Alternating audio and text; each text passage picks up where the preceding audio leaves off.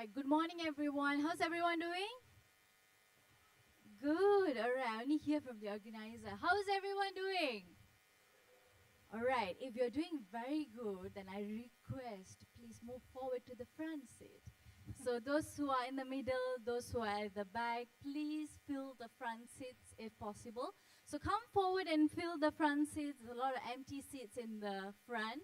So please do so. You can do it right now. You can give about 2 minutes. So while waiting for a lot of technical adjustments, so please proceed to the front and fill up the front seats if you can. Thank you.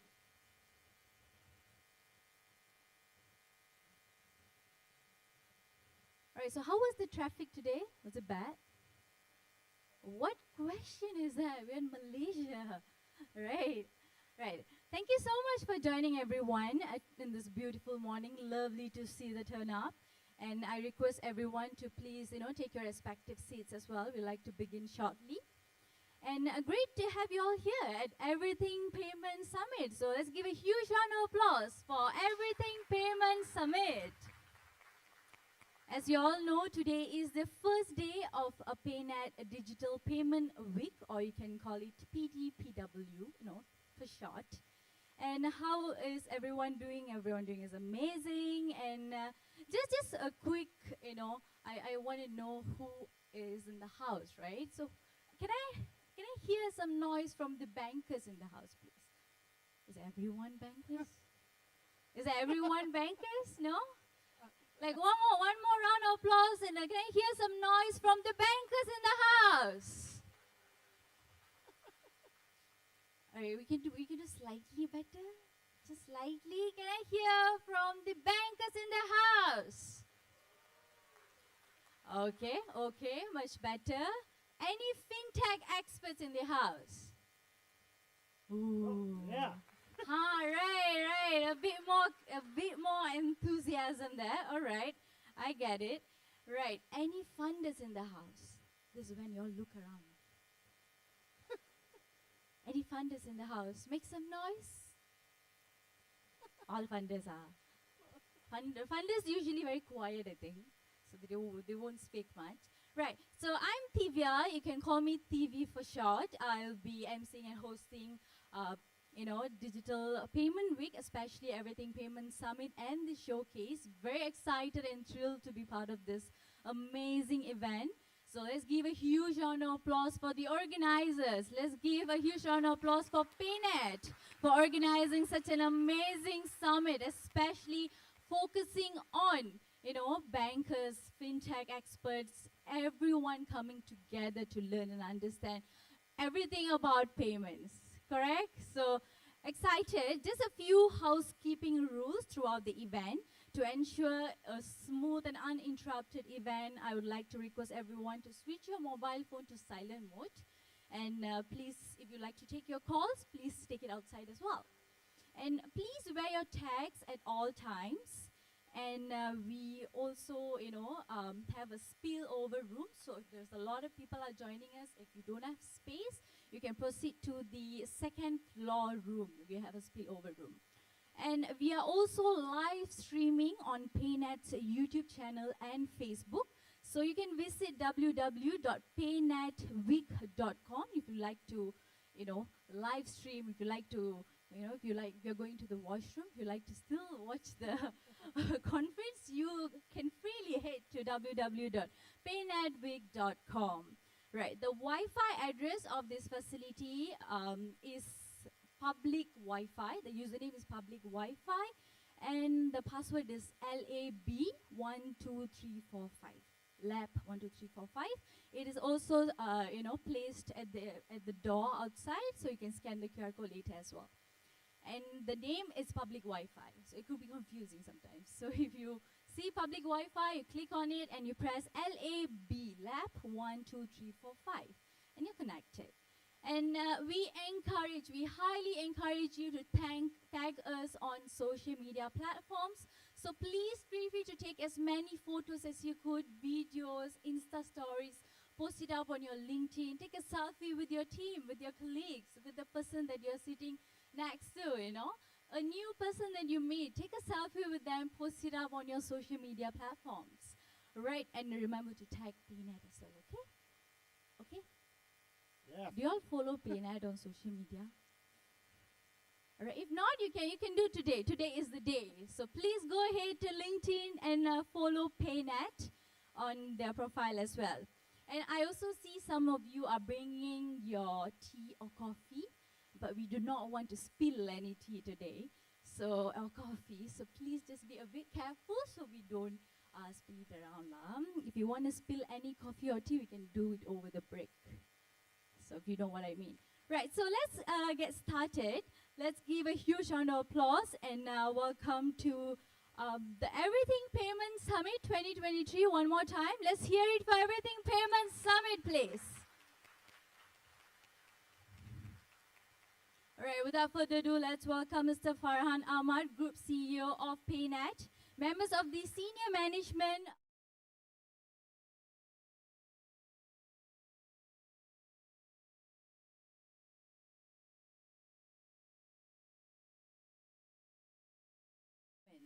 and we have an impressive lineup of speakers and thought-provoking topics as well to discuss. And literally, everything is about payments. So trust me, everything is about payments. You will understand why I'm telling you this later. But before we get the ball rolling, once again, a quick shout out to PayNet Digital.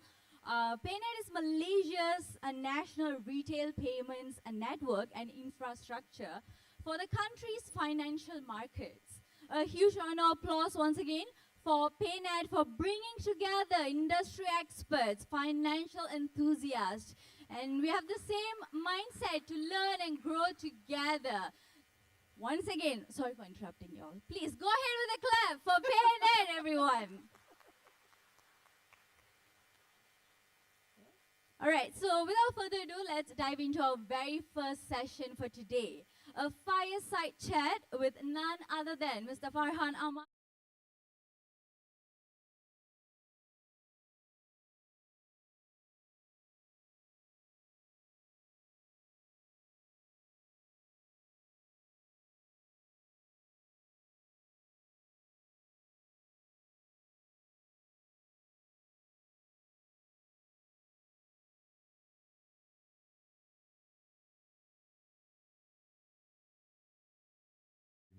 I was nice to you earlier, so the introduction is nice. Otherwise, I don't know if I have a different description. But thanks for the kind introduction.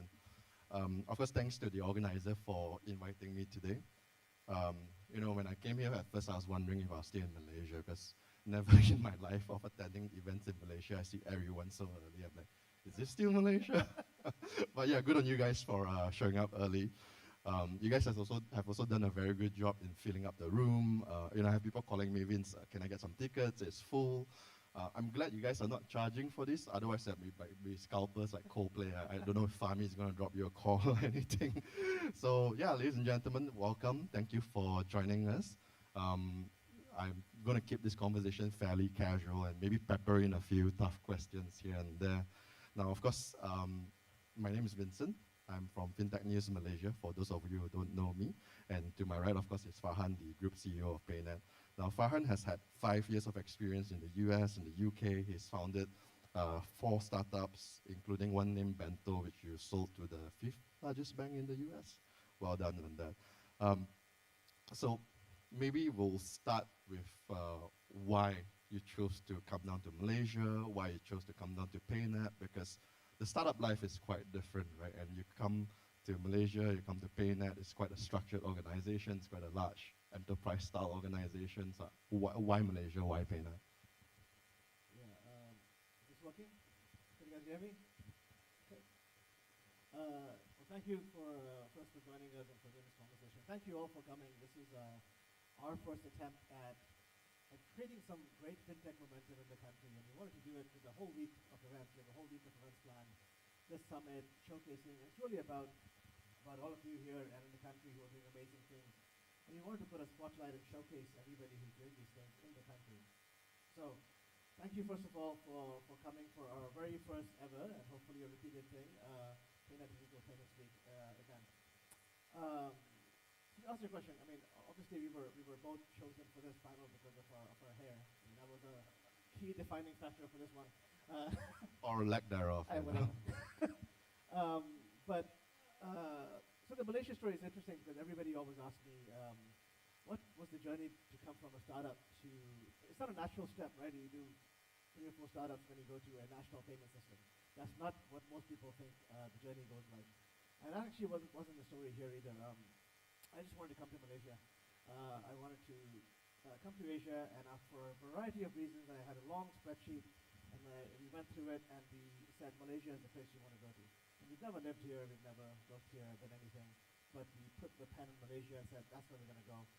And the PayNet story kind of became a little bit coincidental, and I honestly wasn't looking to do anything, to be very, very, very frank. I wasn't looking to work. I wasn't looking just to come and play some golf and enjoy life. And but then I heard the story of PayNet and the mission of PayNet. And the only and the entire reason of me coming and doing this is because it is an amazingly ambitious, profoundly impactful mission for the country. What PayNet does. There's very few places where there is so much national enthusiasm and a technology stack that's actually ready to serve that enthusiasm to really bring economic prosperity to the far reaches of the country. And I thought to myself, I've done all these commercial things, and wouldn't it be amazing to do something that's actually for the public good, and that really, really elevates the lives of everybody in a country. And I don't think there's another place really that can do this better than what we can do with PayNet. I mean, it's really crucial, right? What's more important in business than getting paid? So to enable that payment is really a key economic driver as well. Um, Now, I've also interacted with PayNet for quite a number of years, right? And I have to say the vibe with PayNet is quite different. Your predecessor, Peter, was of course, very crucial in setting up the essential infrastructure for the nation to be able to make seamless payments and whatnot. When you came in, I think I sense a more startup kind of vibe. It's more energetic and it's a little bit different. I guess some of it is kind of guided by your background building a few startups, right? So I just wonder, like, how much of this experience is shaping the way you lead and manage PayNet at the moment? Yeah, I mean, I think I can go a little bit into the history of my startup experience and how that influences decision making in general, right? Because they're not two different worlds, right? It's just lessons learned from different parts. I've worked for the largest bank in the world, and I've worked for and I built startups, which is the smallest company in the world. So I think you look at the spectrum and you say there's more similarities than differences in certainly in ideology. But if you bear with me, I'll take a little bit of time. Go for it. Talk about that, right? And the journey. So there's many big things that I've learned. The first startup I did, I joined a company called LifeMinders. And I was very young and very stupid. I'm still stupid, but not as stupid as that.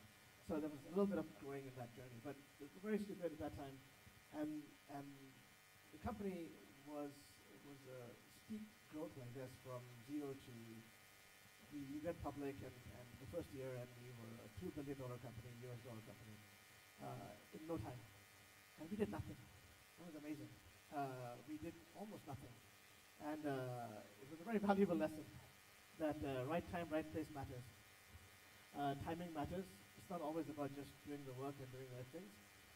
It was the .com era, if anybody wants to guess, and all you had to do was put the words .com at the end of your business, and it did really well. And actually spurred millionaires all over, all the people that we think are doing amazing things, whether it's Peter Thiel, Elon Musk, all these people were birthed from those areas, but those companies that everybody built and made millions from are all dead. But the power carried through. But anyway, that was a good lesson learned. So I said I'm going to leave that. It wasn't very fulfilling, and went out to California and built what is now called Buy Now, Pay Later, but there was no name for it. But we were the first company in the world to basically give credit, short-term credit to people online for e-commerce payments, and that's Buy Now, Pay Later. That was a phenomenal company. So we were also the very first company in the world to ever do payment tokenization, both ways, merchants and consumers. Even consumers did not know their account numbers. It was fully tokenized. And that was probably one of the best things I've ever built. But wrong time, wrong place. Because in 2001, all of our customers died. So we had an amazing product, an amazing solution, technology that's still maybe 20 years ahead of its time, but no customers. They were all dead. So we learned another precious lesson. One was, wrong time, wrong place. Those are very important. And we had the best investors in the world. That if you ever look up that, I guess they don't really like that investor, it's the mic. I'll use this, and if you get an echo, I'll move back. But the two most famous investors of all time, from Sequoia and Excel, and they were both on my board. And as soon as things started to go down, they all left, and they put new board members on. And everybody who was my best friend left, and new people came in. And the lesson learned was, good times are easy, and bad times are very hard. Second lesson was, the world can change around you, so you better always control your destiny. Which means, it's good and happy to talk about plan A, but you're never going to just end up with plan A. You have to have not just plan B, but plan C and plan D, right? So from that point on, everything I've ever done, there's 4 plans. The happy path, and when catastrophe happens path, right? And that lesson continues to serve everything. We sold that company, and that's still actually doing quite well. And I'll skip some long in the middle stuff, but I'll get to the last one. So the last one was Bento, and Bento was the culmination of all the lessons learned. And I wanted to prove to everybody who said to me it's not possible that we can build an incredibly transparent and ethical bank that is completely value-driven. Our services were charged as a fee percentage of the value that we create for you. And it was math. There was no charges. And our mantra was, we are 10 times more expensive than our closest competitor. More expensive, not cheaper. Right? But that meant, because I was only charging about 10% of the value we create for you, that we are adding 100 times more value than the next competitor, which happened to be American Express in this journey. And our growth was like this. And everybody was willing to pay us 10 times the fee, because it was very obvious that we created the value. So that was lesson number 3, right? Your value has to be indisputable and obvious in a second. If it takes you 5 minutes to explain your value, there is no value. It has to be obvious. Right? These are lessons that I'm learning through. Now, from that thing, when we sold Bento, and it was kind of a fulfillment of that ideal that I could do this, there are a few more lessons I'll share, more for the fintechs in this room and the companies who want to start up things. Is the journey to a startup thing is a very let me just say the kind words are, it's not an intelligent path, right? Because 99% of startups fail. So it's an emotional path. And when you're doing something with emotion, the number one thing I realized you have to do is you have to have 100% conviction. 100% conviction and passion behind what you're doing. And that applies to everything that I do. So even for PayNet, I have 100% conviction. We can change things. So you have to have that. Second, when you have 100% conviction, you have to lay out a trajectory. As everybody says, there's a vision. Of course you have to have a vision. You have to have a vision for where you want to go. But the one thing I can tell you about visions are they're always wrong. No company has ever says, I had this vision when I first started, and then that's where they ended up. Not Google, not Apple, not Amazon, not PayPal, not whatever company you want to name that we use every day. It's never that way. So more important than a vision is a trajectory. Companies don't land. Companies travel through a trajectory. And that trajectory is very crucial. But the trajectory does not pay off the same way. It's just a trajectory and a path. And so the lesson very important is make sure you know the trajectory you want to follow. And that you know that when you're deviating from your trajectory, what's causing it. And that's, I think, more important than vision. Third, whatever you're doing, sell. Talk to the customer. If you can't sell, you don't know the product or the company, right? So as a startup, right, I had to sell the first customer. That told me that at least one person is willing to buy and pay for something. Then I said, I want to find 10 more like this. Now I know one customer, I know the pitch, I know what worked. So I find 10 more of those, and I had to sell the first 10 myself. When I sold 10, now I have a story and a playbook. I have a set of customer requirements, what customer looks like, and I had a pitch. And now I had a vertical. And now I could say, I'm going to sell this vertical and nothing else, not get distracted by going wide and all over the place. So the lesson learned there is focus. Narrow, deep focus will always be wide view disruptive. Always. 100% of the time. Right? So do a couple of things, do it well. There's 2 more points I'll make, and then I'll stop yapping about this. Second to last point is, in everything, whether it's life or work or relationships, personal or business, 20% of what we do creates 80% of the outcomes. We say it, but we don't really mean it. Because in most of our lives, when we come into the office, there's a lot of work lying there. At any given day, no matter what you do, 20% of it matters, 80% of it does not matter. Almost guaranteed. Right? But what will we all do first when we come in? We'll do the 80% of the work that doesn't matter.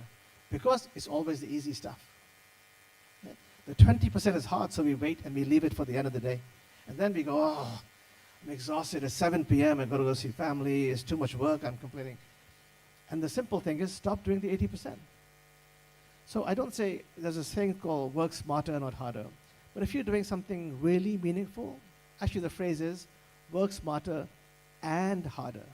So first, spend all your effort to figure out the 20% that makes a difference. And then spend more time perfecting that 20% than anybody else on the planet. And if you just do those 2 things, unbeatable. Right? But the key is to identify the 20%. with discipline, and only do that, and live with the consequences of not doing 80%, and take the beating for it. Go get it done. And the last thing, and again, this all applies to startups and what I'm doing now, is there's only 3 people who are looking out for you in any case: your family, your team, your investors, or your board. Nobody else. Everybody is there with you in good times, not there with you for bad times. There's only 3 people who are vested in your success. Make sure you nurture that relationship, build that village. Thank everybody back for support, because it's a very, very tough journey to do tough things. There's a book called The Hard Thing About Hard Things, and I won't give the whole thing away, but the book is about hard things and hard things. Right? It's not a secret, it's in the title, right? But big things and difficult things are very, very hard to do. I knew the Google founders when they were starting up, and they failed many times, and they were selling the company for a couple of $1 million. And they couldn't find a buyer, so they had to do it. And you know what Google is now. I knew the PayPal founders when our offices were next to each other, and they were failing. But there was no buyers, and they had to keep doing it, and they did it.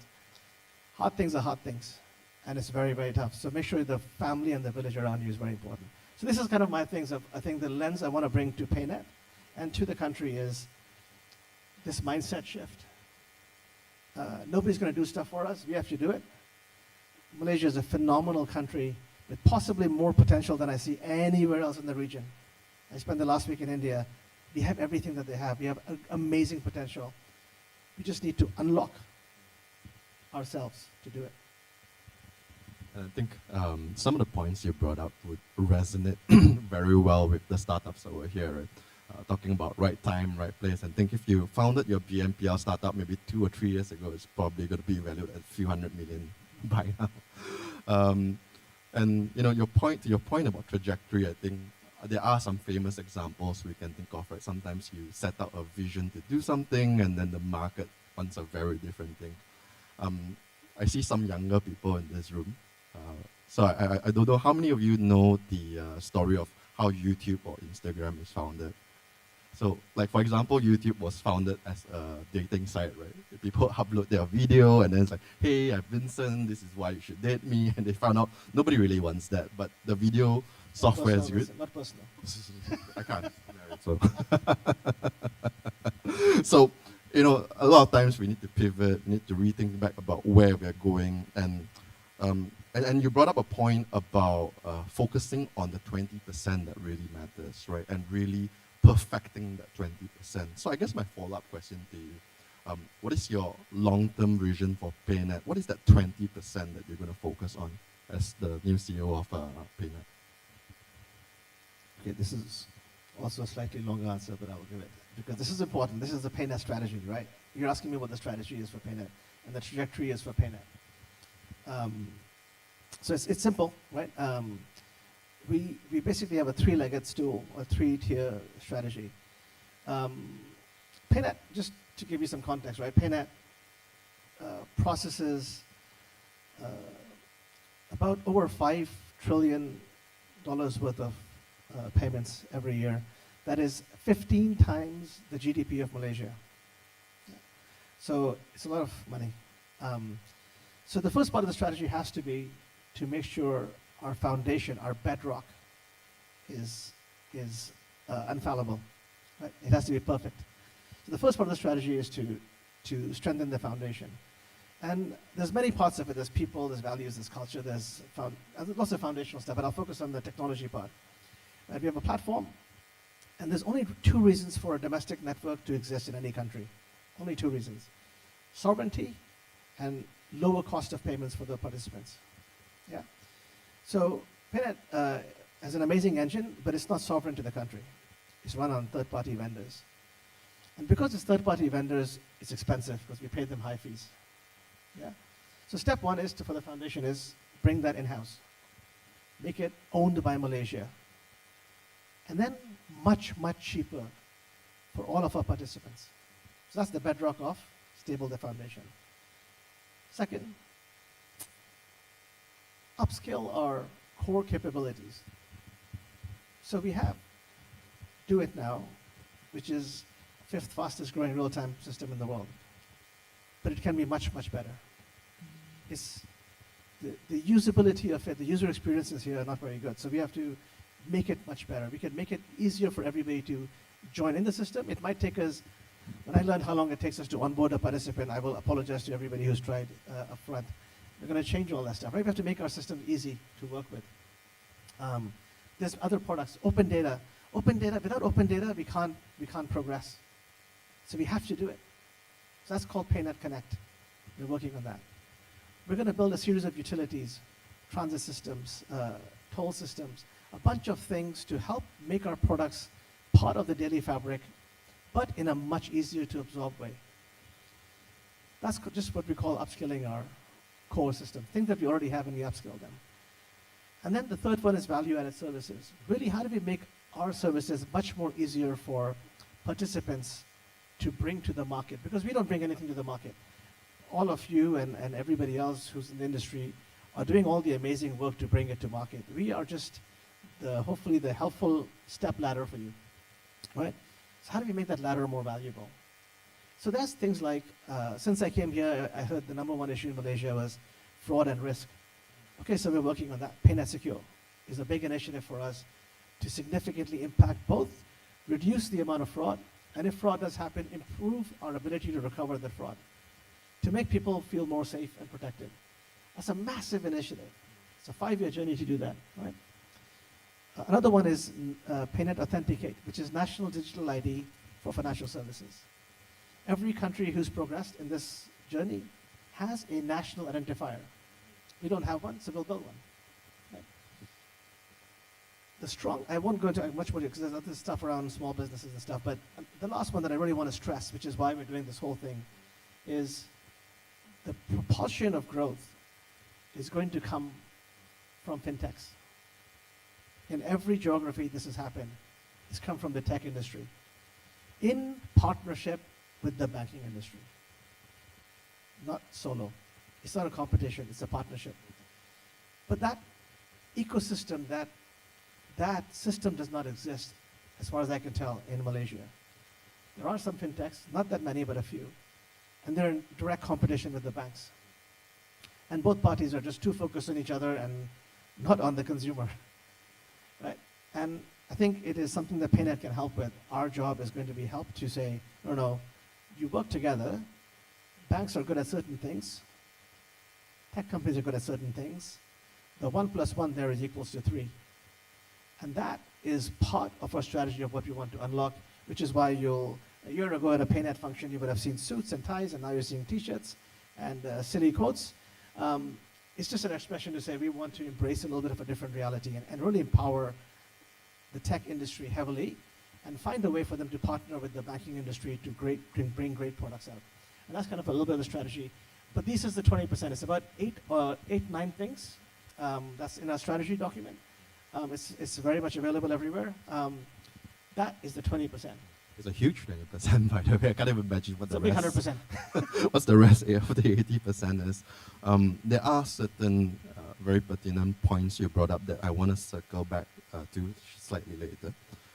But before we do that, let's take a second to reflect on how we're doing and how we compare to our neighbors and see if we're at par with some of our neighbors, right? So I have some stats over here.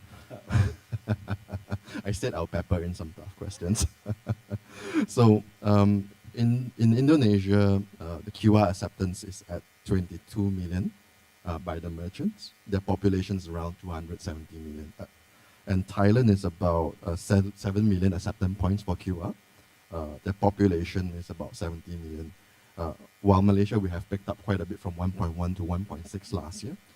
The ratio is still quite low compared to some of our neighbors. How do we compare in QR adoption and other areas of payments infrastructure and ecosystem compared to our neighbors? And how do we catch up with some aspects like QR payments? So I'll dig into this a little bit more detail with some numbers tomorrow. This was kind of the topic. But I think I've seen that journey in other countries, right? The first, there's a few shocking things when I discovered here. One was when I went to a place to make a payment. Everywhere I went, I saw 8 QR plackets. You won't find that in Thailand or Indonesia Yeah. or India or anywhere else because it is illegal. It is regulated. You cannot do it. Right? And without that, there's customer confusion. With customer confusion means they don't use it. If they don't use it, why would a merchant have it? Yeah? Second thing, in a few of those places, there is either zero MDR or some kind of regulation around price control for small merchants. That's a key driver as well. Third, very importantly, is tools and services and benefits for merchants. Right? I did this exercise, maybe it's outdated, but I looked at lots of different providers of services and I looked at what they were offering and their collateral. What I could not find in any collateral was, what's the benefit for anybody to do e-payments? I found how to do it, how to protect fraud, how to do this. I found all these things and why should you do it and the pricing. I never found anybody explaining why. What's the benefit? So what is the benefit of e-payments to a nasi lemak vendor in the outskirts of Terengganu, right? What is the benefit? How do we quantify it? How do we make their lives easier in any way? And I think that thought process is not here. But when I go to in India, I was there last week, all week, it's instantly obvious. The value prop is just coming out at you, right? And everybody uses it. Everybody.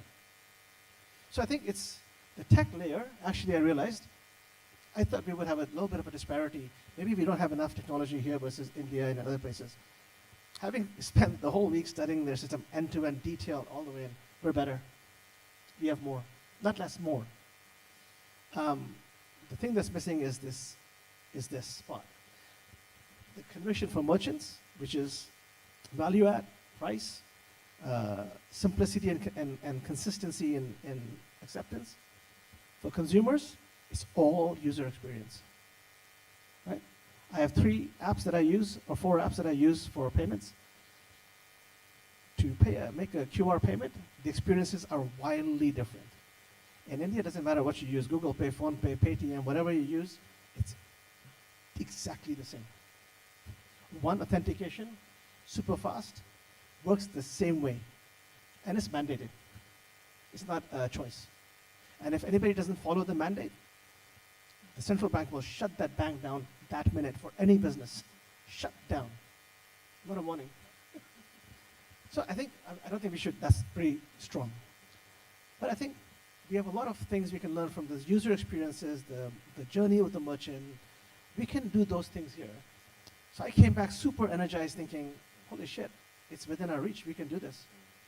I'm not sure if I can say that, but so you can redact that last We'll part. cut it out for the recording later. He said it, not me, it's just Yeah, no, you know AI, me. AI afterwards. You know me and my foul mouth, you know. Gosh, Vincent. So yeah, I mean, we're behind. These are, I think, my hypotheses and the reason, and we're going to work on it. Very cool. I guess, it's like a recipe, right? You pick and choose what works in our country and implement whatever that we can see from other countries. And of course, I think the clearest benefit for me is that when I went to Terengganu, I can buy keropok leko with no cash. So that's a pretty good thing. And I guess, as your shirt says, don't use cash lah. Okay, fair enough. But I think anecdotally, although the numbers are a bit lower compared to some of our neighbors, we can see the difference as users over the years, how much wider the acceptance points are, and I anticipate, of course, as we move along, this becomes more and more ubiquitous. So I kind of want to circle back to some of the 20% that you talk about, right? You talked about bringing the cost down. You're talking about building the technology on your own, open data, making it more accessible to startups, and you also said that fintechs are kind of the key drivers and primary drivers of growth, right? And in conversations with some of the payment startups that I have spoken to, the view is that the current cost of participating with PayNet is very, very restrictive for startups, and the kind of ability to participate is reserved to a few big players. So how do you respond to that? And can you elaborate on some of that 20% in a little bit more detail about how you're going to bring down the cost and make it more accessible to these startups? Yeah, I think. So the good news. I'll start with the good news. The good news is, PayNet Bank Nagara, the banks, the fintechs, our board, we all want the same thing. Right? That's actually, I say it as casually, but actually it's not always the case. Yeah. So it's actually pretty amazing that actually we're all aligned. We want prosperity for the country. We want payments to reach the underserved market and benefit from them. So now it's just a matter of how do we all agree on the right way to do it, right? So, and we're not going to know all the answers, right? Like I said, every vision is going to be wrong. So we're going to try a few things. But I think because we all have good intentions, we are working towards those good things. So pricing, there's two components. One is on a per transaction basis, our pricing is high because we use expensive third-party vendors. When the system becomes in-house, that price will go down.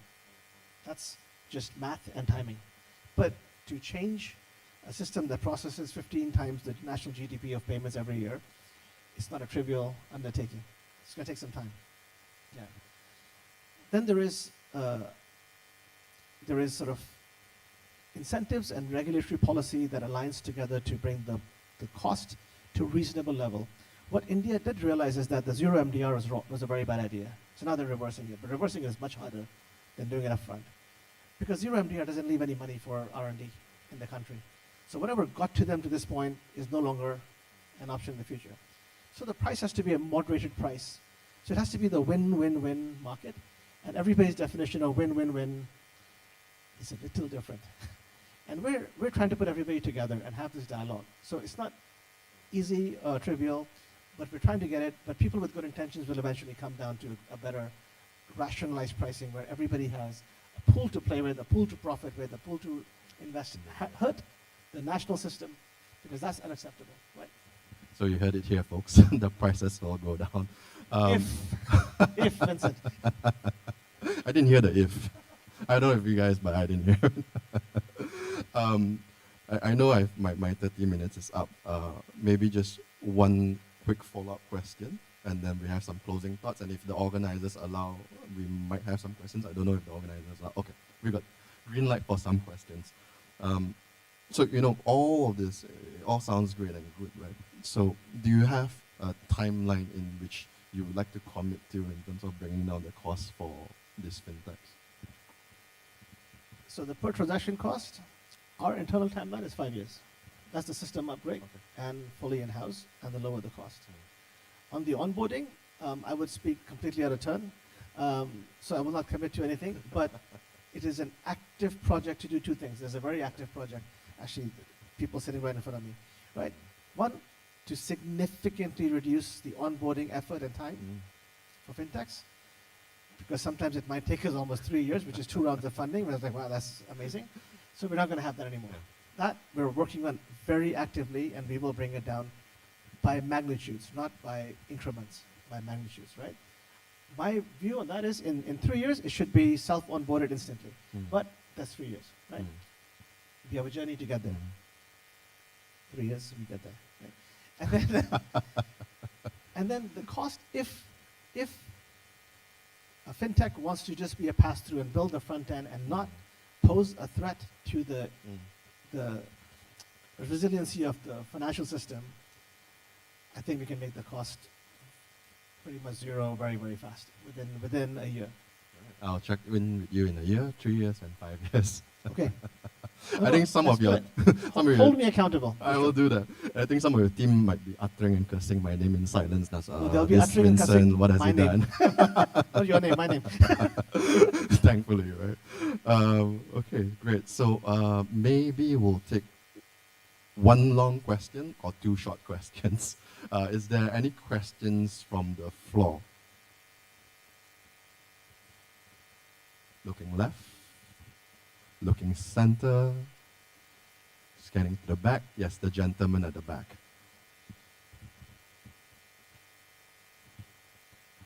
Please state your name, where you're from, and what's the question. Hi, good morning. I'm Rishabh. I'm working as a director of product with FIS. It's fintech basically. So thanks for organizing this. My main question is around the PayNet strategy that you just mentioned about the 5 or 6 points, right? As I can see on the board as well, it's about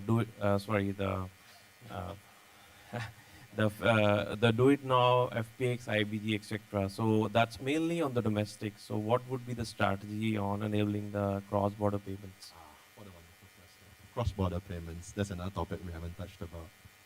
Yeah, I mean, I think we're very active in pursuing cross-border. That's a Bank Negara priority as well, right? A very important one. So we have 3 corridors live, Thailand, Singapore, Indonesia, in different ways.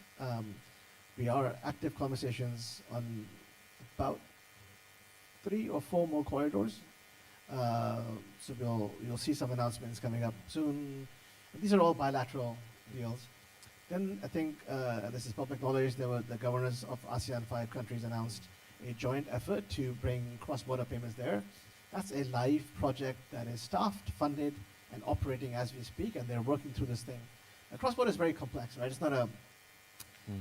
not just a matter of turning on a switch somewhere else, because that doesn't do anything. A customer has no idea, I should try my thing here. So it's a very difficult long-term process. So we are working on bilateral relationships, a multilateral thing through this Project Nexus, that is a central bank sponsored event or initiative. And then we're also working on a much more sort of ambitious global cross-border journey that is much more of a hush-hush thing. But the idea simply behind is, and maybe we'll talk about it a little bit more tomorrow, right? Because some of the people will be here who are involved in this. But the idea is, at some point, there has to be a viable alternative for domestic networks globally to connect without having to go through a lot of hoops and do the one-offs. But every bilateral deal, if you imagine everybody's doing bilateral deals, 1,000 of these things make it a little bit complex. Because once anybody changes the system in their country, then does everybody have to adapt? And once you change technology, so I think the bilaterals are a stopgap to get our customers some benefits immediately. The multilateral will take it to the next level of convenience, but that'll take a few years for that to be reality. And then the global vision that I think we're working on a little bit below the radar is actually using new technology, using blockchain as well, and using a very different. So basically imagining if you were to build Visa today, how would you build it? But the sovereignty for each country and a point-to-point hop that is not run by any one sovereign nation, right? And that's kind of a bold thing, and you know, I mean, I would say nearly impossible thing, but if you don't try, we don't get lah. Got a dream, right? And I think, you know, Project Nexus, I'm taking a bit of time over here, but Project Nexus is kind of a first mover around the world. And I don't think many people realize that, and we're not proud enough of that as an ASEAN country, how we are pushing the way forward for some of these cross-border payment things.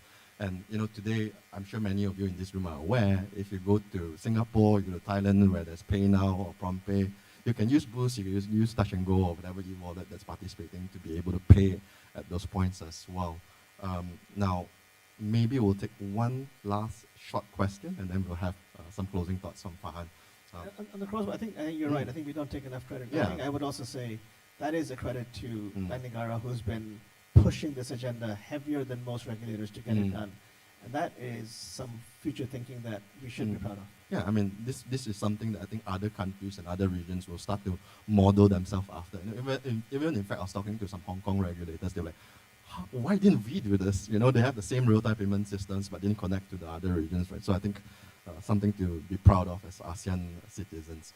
Any other country, any other questions from the right gentleman in the front there? State your name and your question, please, sir. I think like e-wallet or payment is quite very competitive, right? You have a lot of big players, Touch and Go, whatever. How do you compete? How do you survive? What kind of strategies that your PayNet is? So how does PayNet compete? How does PayNet compete? It's very competitive market in the e-wallet market. So I mean, so PayNet it does not compete. We are the infra. Touch and Go is a customer. So is Boost. So are banks. So is anybody who wants to participate in the payment system. We don't compete. The question really becomes, how do you make money as an e-wallet? And again, I'll give you an example. When in the country of in India, right, when they went from 0.1 billion in monthly e-payment volume 5 years ago or 4 years ago to over 80 billion now. From 0.1 to 80 billion, right, per month transactions. We did about 3.5 billion last year. Right? That was a much bigger country then. But their rise is all 95% of that growth, 95% is from 3 companies. PhonePe, Google Pay. So PhonePe is 50%, Google Pay is about 35%, and 10% is Paytm. Yeah. 3 all fintechs, right, who have created all that growth in just a few years. And the MDR in India is mandated to be 0 on cards, and do it now, and a QR. 0 MDR, 0 interchange. So no money to be made in the payment. Now, like I said, they're reversing it because maybe that was too extreme, right? But the idea was it forced people to say, how do I make money without making money on the payment? But if you use any of those apps, and somebody from Google sitting right here in the front row, and we can ask him to maybe volunteer his Google Pay app if he has one. But the experience is phenomenal. Right? And when you create that experience, you create consistent daily usage with no friction. And when you create that friction, everything goes on your network. Everything. Your documents, your transactions, the smallest payment, your communication, everything goes there. Now you have the gold of the future, which is data. And once you have data, the monetizing method, by and large, is short-term merchant financing, instant. Right? Then you have the normal games, right? The consumer financing, insurance, value-added services, digital locker services, whatever, blah, blah, blah, blah. There's a host of things, but the cash cow there is short-term micro SME funding, instant. And that's very lucrative, very viable, and actually powers the economy. So it creates a virtuous cycle where people keep getting more, and they have more needs, they grow more, they do stuff. So I think there's many ways to make money, right? So scarcity is the mother of invention, right? You close the spigot, and I'll tell you a quick story. I worked for a very large bank, globally bank, and I was asked to run innovation for them, and they said your budget is whatever, a few £100 million or whatever. I have given away the name, but anyway, 200 million pounds, and you have all these people, and I said, I can't innovate with 200 million pounds and a few hundred people.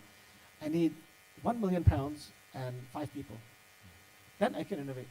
I can't innovate with massive teams. That's no scarcity. We'll start building process, right? So scarcity is the key. So let's do it. There's many ways to make money here. And by the way, I will say, as an entrepreneur coming into Malaysia, literally every corner I look, I see opportunity. Literally every corner, I think, that's a $1 billion business, that's a $1 billion business, that's a $1 billion business. And you know how many people have come to me with a $1 billion business? Everybody comes to me and say, I have a $10 million business. I mean, don't bother. Make it a $1 billion business, then start working. It's too hard for 10 million. I got to sit more with you on this $1 billion ideas. But I guess, at the end of the day, PayNet is an enabler, not a competitor to these players. The day you become a competitor, you get a not so nice article from us, right? I do apologize that I ran over with time a bit. I think I got carried away with the conversation, but it was very engaging and fruitful one. Before we wrap up the session, do you have any closing thoughts for the audience? Maybe a quick 1 minute. I know. Look, I think we're at the next stage of growth. The past stage where I was not here was amazing for the country, right? What the team has built, like I said, maybe the best platform of its kind anywhere. Right? I don't take any credit for it. I was not here. I did not build it. There are people sitting in this room who built it. It's an amazing credit. It gives us a launch pad that is phenomenal. Right now, we're taking a different journey, a little bit of a next step of an evolution of any company. Every organism, every child, everything grows at different stages, needs different things. I think now is the time for the tech companies and the banks to come together to make some magic. And there's a lot of magic to be had. So please, I think what I'm encouraging is come share ideas with us. We are going to be much more open and receptive to that. Be open to the partnership option. And then, ask us to build things for you that allows you to capture the billion-dollar opportunities in the country. And hopefully you'll find us to be very receptive and helpful in that. We may not be able to do it immediately because we're a large moving ship, but the intent has changed, and I think hopefully you'll see this whole event, if you come the next couple of days, this is the different PayNet, walking in a different way, with a different mission in mind. So please, join us in this. So just one last note. The fintechs that want to work with you guys, how do they reach out? Talk to Vincent Fong at I think most of you would know somebody at a PayNet sort of channel, but of course we have a general email channel as well. You can apply from the website and send us queries. But if you do know people, there's people here today. If you have any interest, get cards from people. Anybody wearing this shirt is a PayNet staff or somebody from PayNet today. So feel free to reach out to people, make some connections, and go that way. Or you can send a query through the website, but that's generally the least efficient way. Very good. And on that note, I can see the MC staring at me. Come on, man, you gotta wrap up. So I'm very nice, Vincent. I'm sure. So on that note, thank you, Farhan. I will be checking in year 1, year 3, year 5. Ladies and gentlemen, round of applause. Thank you so much. Together, together, yes, please. A bit forward, please. Okay. All right. Once again, ladies and gentlemen, a huge round of applause for the first fireside chat of the summit. Thank you very much. I kind of noticed that Vincent jumped from the slide just now because he has the same t-shirt and same blazer. I think that's your uniform, Vincent. Thank you so much. All right. Before our next agenda, I just want to do a very quick shout out, about the summit from all of you. So I need you all to shout a bit, literally shout a bit. So when I say everything, you say Payment Summit. Can we do that? Everyone, can we do that? All right. When I say everything, you say Payment Summit. All right. Everything. Everything. A bit louder. Everything. Okay. All right. With that, let's do a quick video. This one, I need you to say PDPW. Can we do a rehearsal? Can? PDPW, not Potiksana. All right. Rehearsal, right? 3, 2, 1. Okay, but a bit more cheerful, You say PDPW and you clap, you go cheer and all right? Can we take a video? Right. 3, 2, 1.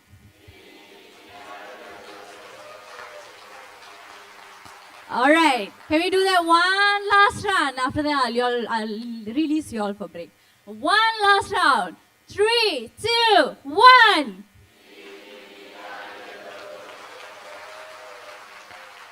Awesome. Thank you so much. We'll go for a short break. So get your coffee, tea fixed.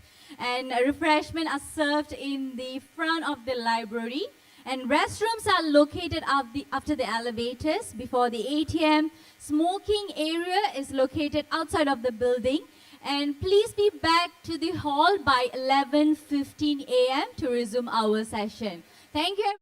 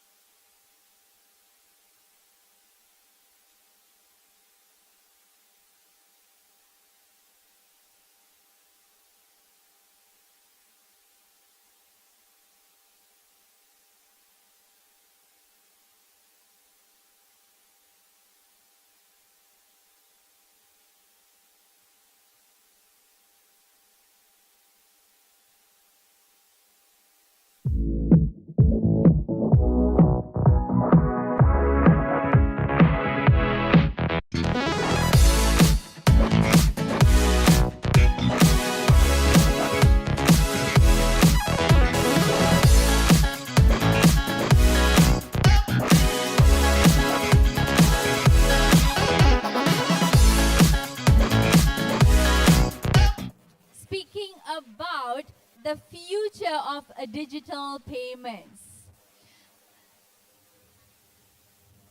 I feel like a teacher now. I feel like a teacher, really. Should I wait for everyone to keep quiet now? So I think I might just do that. See, it works. It works every time. Thank you, everyone, for the attention. All right, so this panel is about shaping the future of digital payments. I don't want to take a lot of your time. Let me just quickly jump into inviting the amazing speakers we have on this panel. But before that, to moderate the session, we have none other than Mr. Vincent Fong once again. To the stage, please.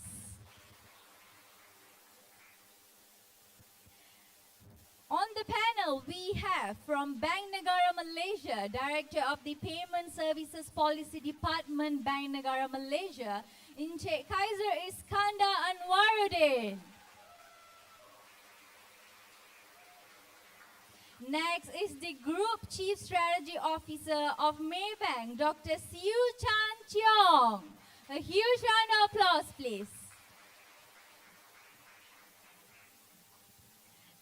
The third panelist is the CEO of GXS Grab Digital Bank, Ms. Lai Pei Si. Last but not least, the Deputy Consulting Leader and FS Consulting Leader, EY Malaysia, Mr. Shankar Kanabiran. Vincent, all yours, please. So judging by the cheering and applause, I think we know who has the most fans on this floor. Thank you for the passionate cheers, ladies and gentlemen. Welcome back. I hope you guys had a good coffee break and freshen up. Hopefully you're not sick of my face and voice by now. I'll be sharing this session for another hour. So before we begin, maybe just throwing out some stats there to set the context for this discussion. In 2022, and I'm sure Kaiser will know this by heart, e-payment transaction grew by 31.5%. On average, each Malaysian made 291 e-payments transactions. SMEs accepting Do It Now QR has jumped up from 1.1 million to 1.6 million. E-remittance accounts for the non-bank remittance payers. Digital remittance account for 44.9 outward remittance for these payers. You see, I'm nervous because next to me, I'm like, the numbers wrong, correct me. And just based on our own tracking of the market across various regions, payments are always the biggest segment in fintech. Even in Malaysia, there are over, and I'm sure this many, there are over 130 firms operating in payments. Now, with that context, let's talk about the most exciting things, the biggest trends that our panelists are seeing in the market. So maybe we will start with the gentleman with the biggest fan. Move to Dr. Siu, Facey, and then Shankar. Over to you, Vincent.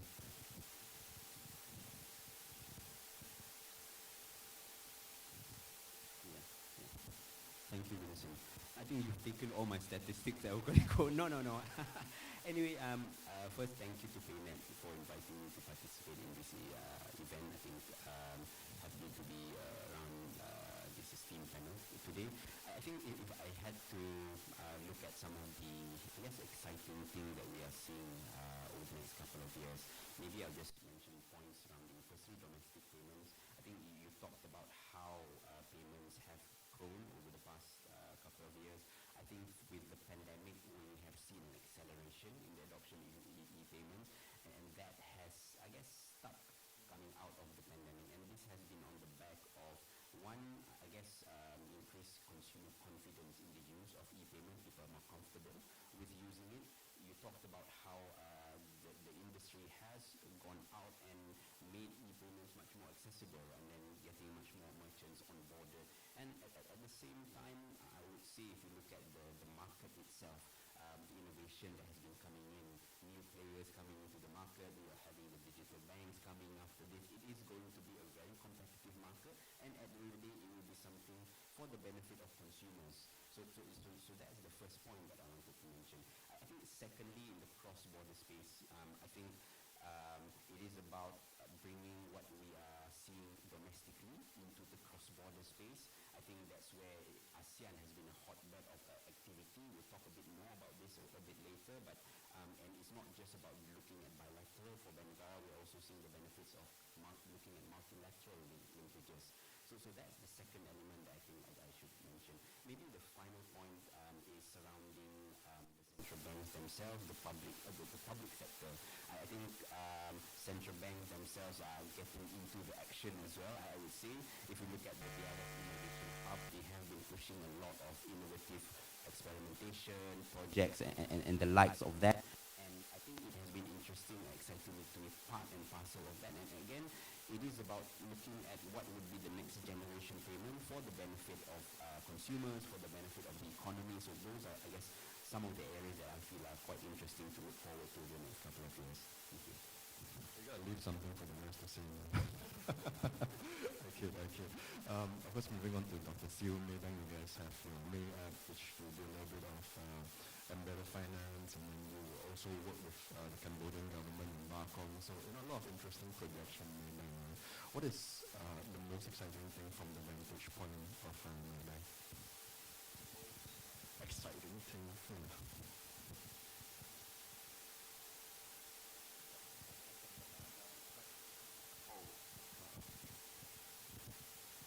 Use mine first. Thank you. I think we all just like the same thing. Thank you. First of all, thank you very much, PayNet, for having me here. In fact, I'm really surprised at all the stats already been mentioned. So That's how I corner you guys. so I need to be a bit impromptu now. Thank you very much, guys. Okay. I think let me talk a bit about the industry. Right? I think for Malaysia, the penetration is really 96%. It's actually just slightly, in terms of percentage, just slightly behind Singapore. Singapore is about 97, so 96, 97 is not much different. We are definitely one of the highest in terms of penetration. I think the next thing we need to look at is deepening the penetration. Right? It's not the additional 3-4%, but it's more about how transaction per capital, transaction per person, particularly how we can help more non-urban areas, the SMEs, to do more.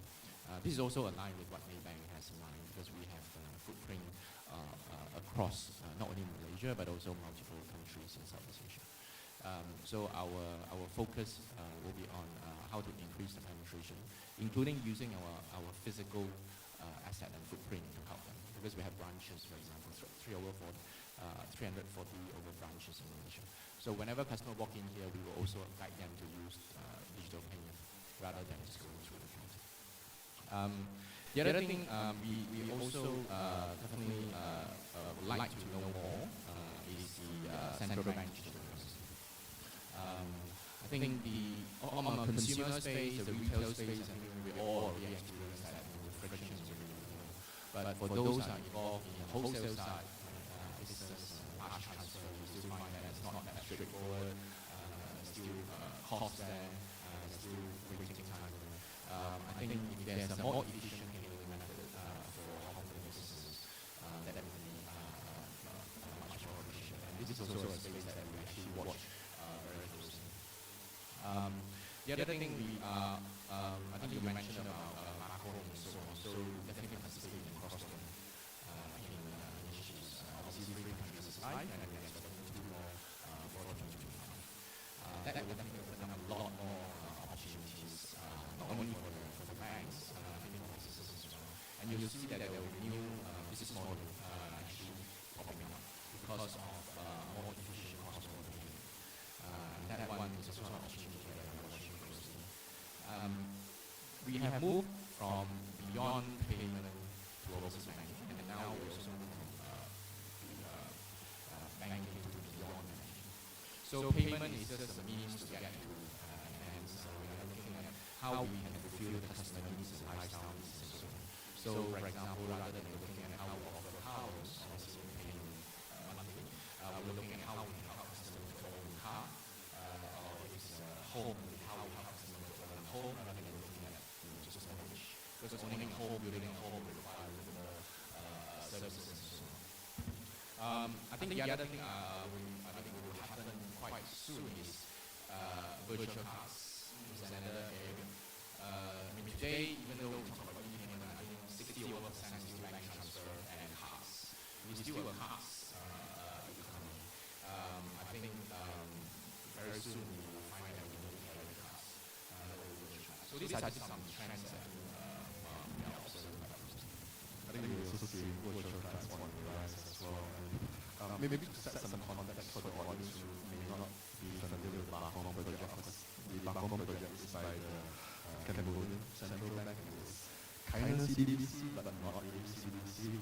That's how they describe it, but it enables It's basically a cross-border payment. The Bakong is equivalent to our doing now. It's obviously championed by Central Bank. cool. Thanks for that.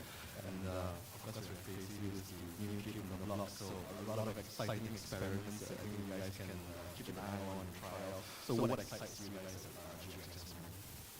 Okay, first of all, thank you. Thank you, PayNet, for inviting digital bags onto the forum. Two is so many things exciting. I think truly because, like you say, we are actually making a lot. Right?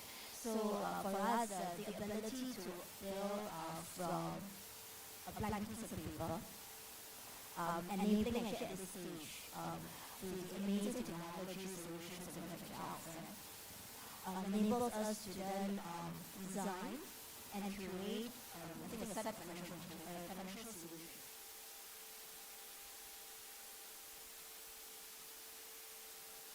There are a very large group of customers who are already planned. Being research has come up to say that actually 55% of Malaysians are actually underserved. There are actually 88% that's unplanned. So this group of underserved customers, there are some special needs, and we are able to meet because we are building from scratch. We're able to assess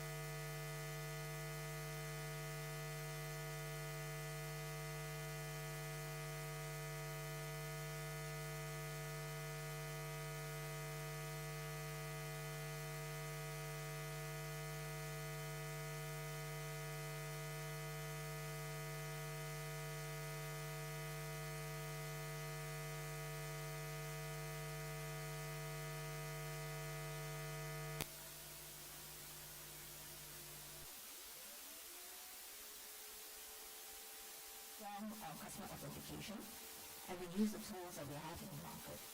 So, as an example, our payment methods, right? Today, actually support the latest market benchmark, like TPAs 2.0. So that's really the first. So we design to ensure the security. The second is that ourselves, as well as we work with many partners and many vendors, we got to ensure that they also have the right data security benchmarks and standards. In this case, all, I won't say more often than that, it's all, right? All ourselves, as well as the vendors and partners that we work with, they all are PCI DSS compliant to ensure that we've got the right standards, not only ourselves, also the whom we work with. The third is truly around fraud detection. And this piece, I think we're relatively lucky. We are able to stand on the shoulders of Grab Technology, that's been here for some time, has been able to also manage scale, right? And this, the fraud detection framework that we have, as well as infrastructure, enables us to monitor 24/7. There's machine learning, there's algorithms that we're able to build to ensure that we keep on detecting and keep on alerting. The last is, I think it's around education and customer support. Given that we are a digital bank, we will see ourselves as being more digitally than anywhere else. What that means is how we're going to educate our customer through the entire process, what is safe, what is not safe. And should they have any queries or should they have any doubt, that's where the very strong customer support will come in to then actually pick up these queries. So certainly it's not going to be one thing that we can do. It's going to be many things that we've got to do. And in this case, we see them actually drop the list. I guess on the flip side also, your consumer base is likely to be more digital savvy as well. Yeah, so I agree. But I suppose there is the risk, right? So whilst our customers are digitally, they are digital native, largely, as to start with, they need to be familiar with how to use the app. But we also cannot assume that one who knows how to use digitally will also know how to keep it safe. That's right, yeah. In fact, we were just talking in the whole room just now that especially with newer generations, because all they are doing is attach their digital device all the time. And that's never my children. He uses digital device probably not 24 hours, I'm sure it's at least 20. Right? I do not think they appreciate what it means to pay, to use these digital platforms for financial matters, but for potentially put them at risk. But it's just part of everyday life, right? So that's, I think, therein lies the risk as well. Though we are, presumably, our customers, and all of you will be, are all digital clever, right? Yeah. Let's hope that's the case. But of course, education is always key. No matter what systems you put in place, there's always social engineering. So moving along to Shankar, who I think have the toughest job in this whole panel because he always answers the question last. I promise the next question I will ask you first. So Shankar, what are your views? I'm fine with the order though. Go ahead. Sorry. So just to summarize, I think, look, the technologies changes all the time. I mean, we adapt to the latest generation of technology. But it goes back to what Dr. Siu and Kasir and PC has mentioned, right? It's about education. At the end of the day, if you don't bring that level of awareness to public, I mean, there's always, I mean, you can follow the technology, you can follow the latest standards, follow the open standards as well. But the thing is, there's always people who are trying to break whatever technology you're trying to have. So for me, it's the first line of defense, like what Dr. Siu said, is the education, the bringing the awareness. And for us, I think right now there's a lot of emphasis. Last 2 years, I think Bank Negara as a central bank, as well as the government is putting in with the National Spam Center and those kind of things, right? Response Center. But the education, I think, is not enough in the sense that it has to go down to even the primary level of to start at that level to bring it up, so that, because today they are exposed. I mean, I'm using my children as an example. Like, they have a phone, they have a wallet in it, there's cash in it. So if that education doesn't start at that level, I mean, imagine the much older population that we have. So that's one. Second is from organization perspective, I think it's a secure by design. Right? How do you authenticate, but how do you make sure that you use the whole security mechanism across the customer experience, customer journey, to make sure that you're authenticating, you're validating that across the whole customer journey. The third element that I would like to bring is normally where we see in terms of lapses is it's not at the main organization. You are working with different vendors and everything, and most of the time when we go and do forensics analysis or whatsoever, the breakage or the issues are caused by your outsourcer, somebody who provides a small component, a small software that may not be major part, but that almost invariably causes the loophole into the whole security system as well. So always make sure that you're working with reputable suppliers, and make sure that you also treat them as no different than your internal organization as well. Most of the time we see a lot of people, they put a lot of emphasis around their own internal organizations, but they kind of take their eyes off all of the outsourced providers as well. I mean, honest, third-party involvement is only on the rise, right? With open banking, embedded finance, so definitely an area that more attention needs to be paid to. Now, I just want to jump back to one of the points that Dr. Siu brought up earlier. And again, I promised that I'll ask you first, so I'll ask you first. So earlier he said that CDBC is, of course, one of the most exciting things that he sees happening in the payment space. Now, I'm sure many on the audience know, I think the percentage was over 80 or 90% of central banks around the world are already experimenting with CDBC one form or another. But there are some struggles, right? Like with even the ECMI, EHKD, Send Dollar, a lot of it are struggling with adoption. And as Dr. Siu said earlier, wholesale payments are also far more complex than we initially thought. So what is your sense on the role of CDBC in the future of payments, and where do you see it going? Okay. The latest stats is that 114 countries around the world have either embarked on a proof of concept or exploring, and none of them have gone like really large, right? So you have ECNY, E-Naira, I think Nigeria, Barbados, for example, Salvador, some of the examples.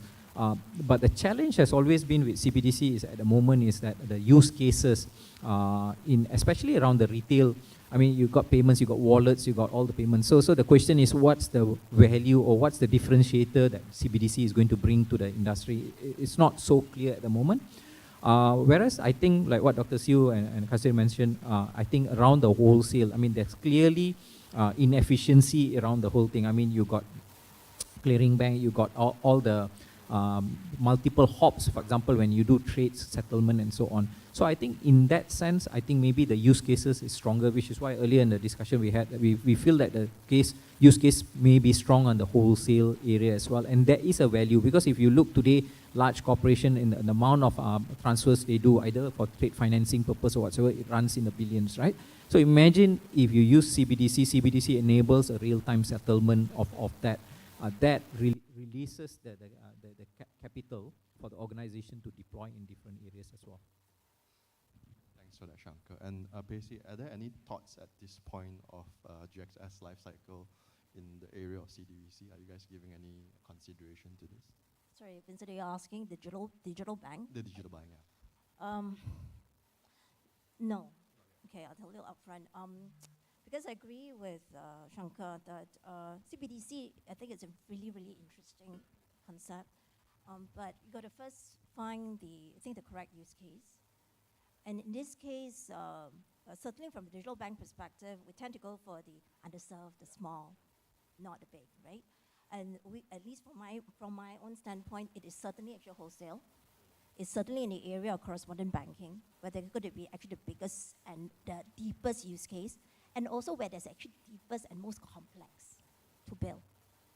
So in that way, CBDC certainly has got to be driven right actually at the top, right? In this case, the regulator, to actually get it going. And to a large extent, as a digital bank, whom are this moment we're really focusing on the small guys, we will just follow and very quietly actually watch the space. That's how I'm thinking around it right now. That's why I saved Kaisei for the last for this question. I think it's certainly consistent with the other DG banks we observe in the market, right? None of them are really doing any thinking around this space yet. It's more focused on immediate ecosystems, immediate use cases, and whatnot. Yeah, and it's really actually for good reasons, right? So Yeah. the first is that the licensing framework and BNM mandates that we should look at underserved. So that's one.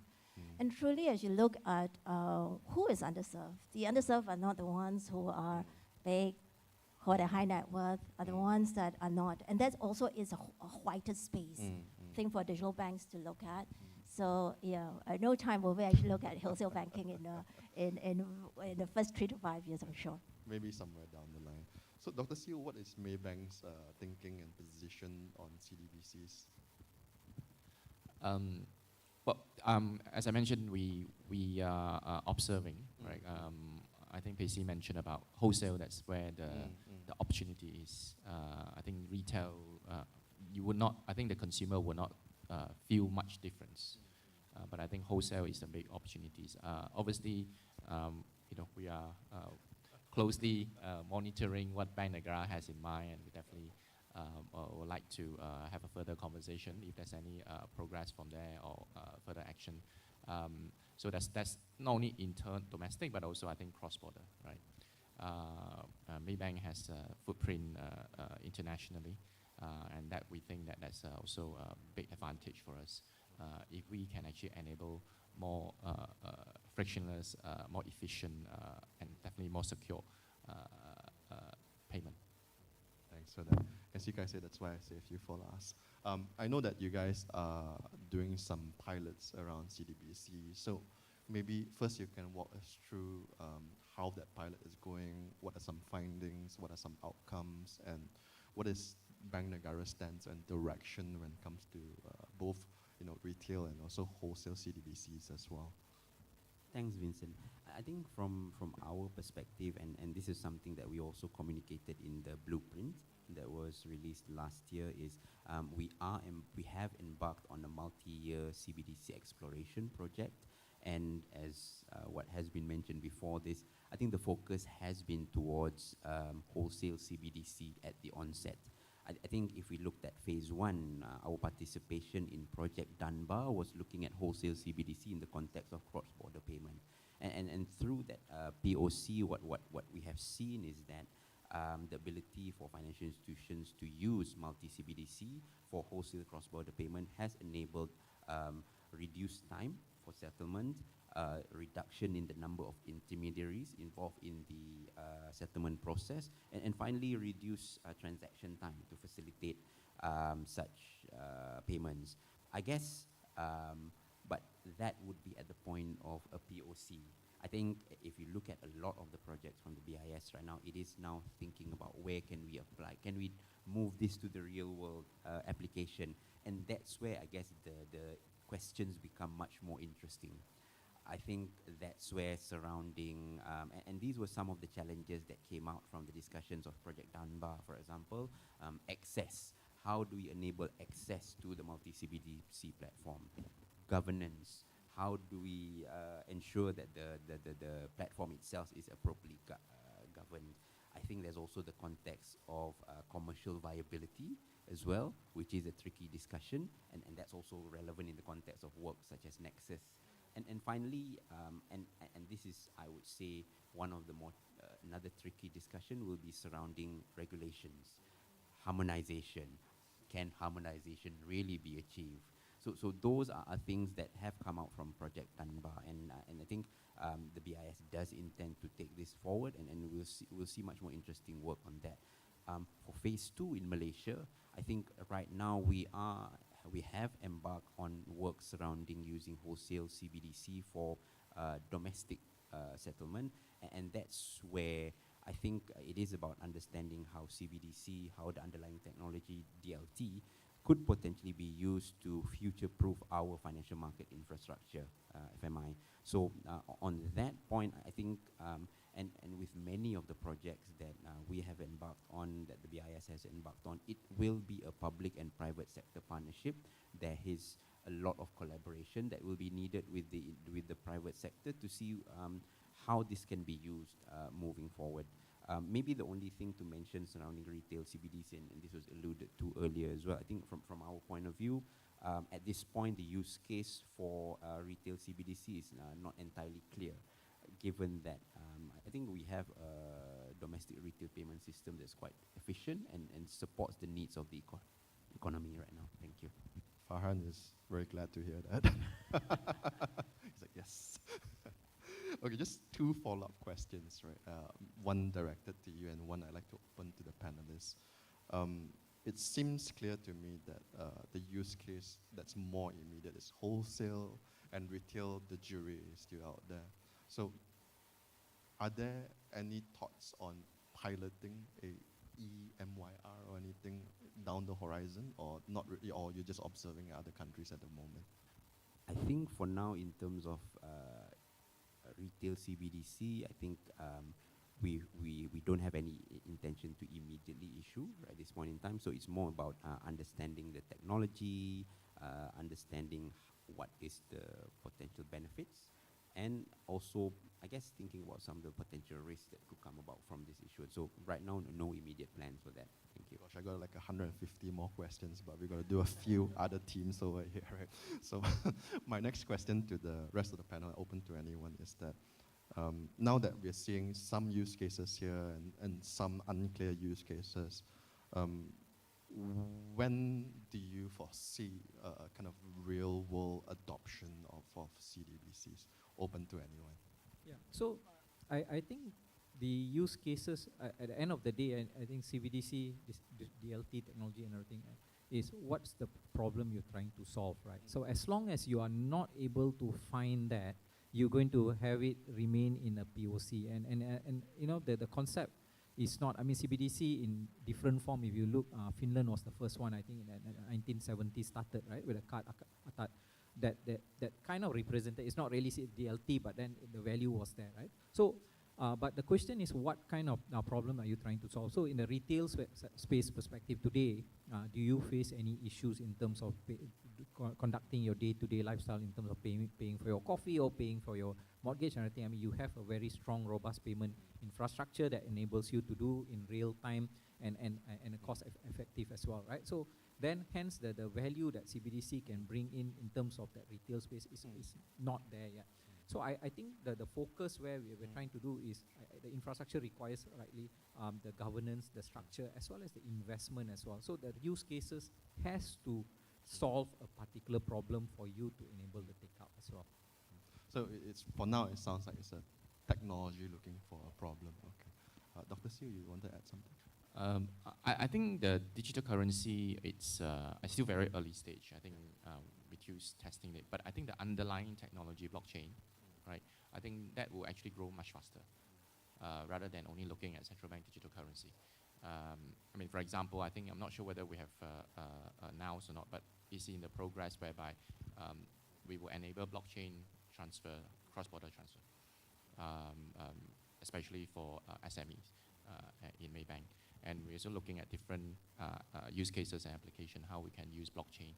So I think you will find that there will be more and more blockchain applications and use cases coming up, rather than only looking at central bank digital currency. Okay, cool. Thanks for the context.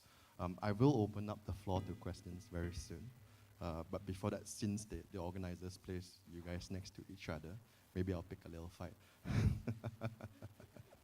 So, of course, Dr. Siu, there is a lot of challenges for incumbents right now. Right? It used to be just the payment space, and then it used to be just the lending space. Now, basically, it's like, I want to take everything. So, I guess with the increased competition, especially in the payments pie, what steps is Maybank taking to kind of fend off Payc? I'm not sure you're aware, actually we are partners rather than we are competitors. Fair enough. Yeah, partners. Then what steps are you taking to fend off Boost? We have stakes in, in GrabPay. Yeah, so that's a fair point. And also, just give you some official line, we welcome competition. Okay. Cheer. That's for me to write about. Like, yeah, I know this question will come up, so I'll have some official script. You know me well enough. No, I think at the end of the day is we are here to serve the customers.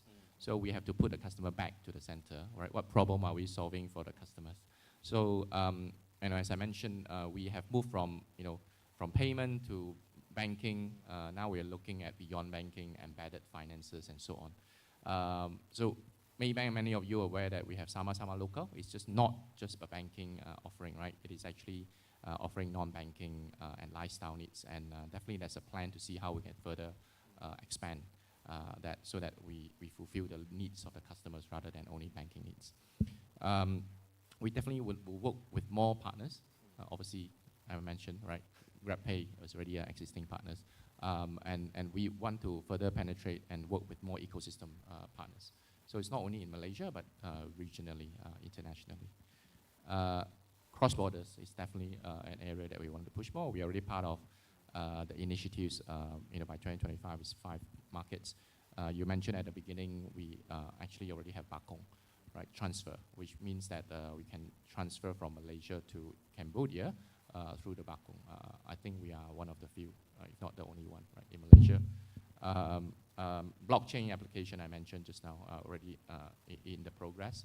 Very soon, I can't remember whether we have announced, but if not, it will be announced.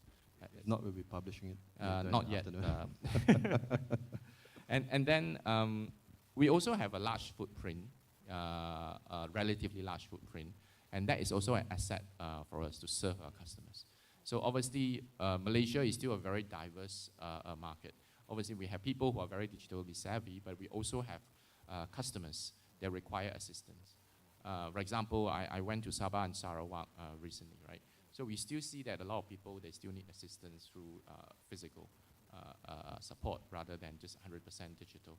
So with all this in mind, that's how we will continue to serve the customer.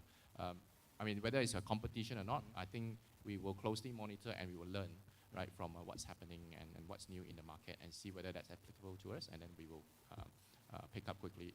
If not, we will also come up with new ideas. All right, sounds great. Seems I have failed to pick a fight, but Facey, how will the entry of digital banks shake things up in the payment space? Okay, first of all, I'll put it out there. I really don't think I can compete with Maybank. But truly, I think as we look at the other banks in the ecosystem, right, in the financial industry, we really actually see the other banks as partners, as institutions that we actually learn from, right, whilst we actually build our bank. So for us, I think we've got 3 areas that we think that we'll be able to test and learn a little bit more, and therefore being able to shape the industry in a short term and a medium term. The first is that it's about technology innovation. We've alluded to the fact that we are actually starting new, and starting new means that we've got no shackles. With no shackles, that means that we'll be able to take the best out there as of today, and take that to find a way to then actually build an end-to-end process that enables us to build a little more resilience, actually into a tech platform, to build a great client experience, and also actually our operation experience, to ensure that we'll be able to just push the envelope actually across the tech landscape. And no shackles means we don't have to worry about legacy. And that's a wonderful starting point for any digital banks. So we are looking for tech innovation. So when we build, we're not looking for tech of yesterday, we're looking at tech for tomorrow. And that's very clear. We've got good partners. PayNet is certainly one of them, right? So that's one. The second is it's really whom we are targeting. So customer is right in the center of what we're trying to build. So therefore, actually having a very clear view on whom we are trying to serve is an important start point. And for us, for reasons because our mandate is given by BNM that says got to serve underserved. But also, like I said earlier, even if it wasn't, we're not going to be able to fight a space where the big GLCs are being served really, really well by existing banks. They have no other needs. We're looking for customers who've got underserved needs where we need to go to, and this is a target segment. So as we're thinking around how we're going to shake the market, we want to shake the market in that segment first, because there's greater opportunity to now serve them. And there are enough pain points to be able to design processes, to put in the right technology platform, such that we can bring more of them to be actually served. The third is an interesting one. It's about data. I came from an old incumbent bank, right? And I was there for a long time, for 20 over years.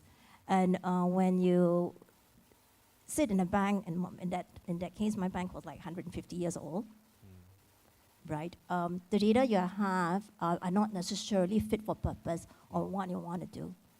So again, I think being able to start on a blank piece of paper, to be able to consume the data as it comes, and also in our case, to be able to consume the ecosystem data that we have, right? Enable us to take the data and potentially test and learn, or what we can do with it, either to lend cleverly or to be able to serve better, right, as customer goes through that journey, is an important actual learning point. And this we thank actually BNM, for giving us first a licensing framework to enable us to do so, but also giving us that space, because we're still small, right? So we're able to test and learn a little bit more, and give us that flexibility to do so. And we hope, therefore, actually in the longer term, I don't think it will be competition, I think, to the financial industry, but to be able to probably try out new things, then maybe the incumbent bank will say, now actually I can try those as well. So that's where we hope to be with digital banks. It just occurred to me.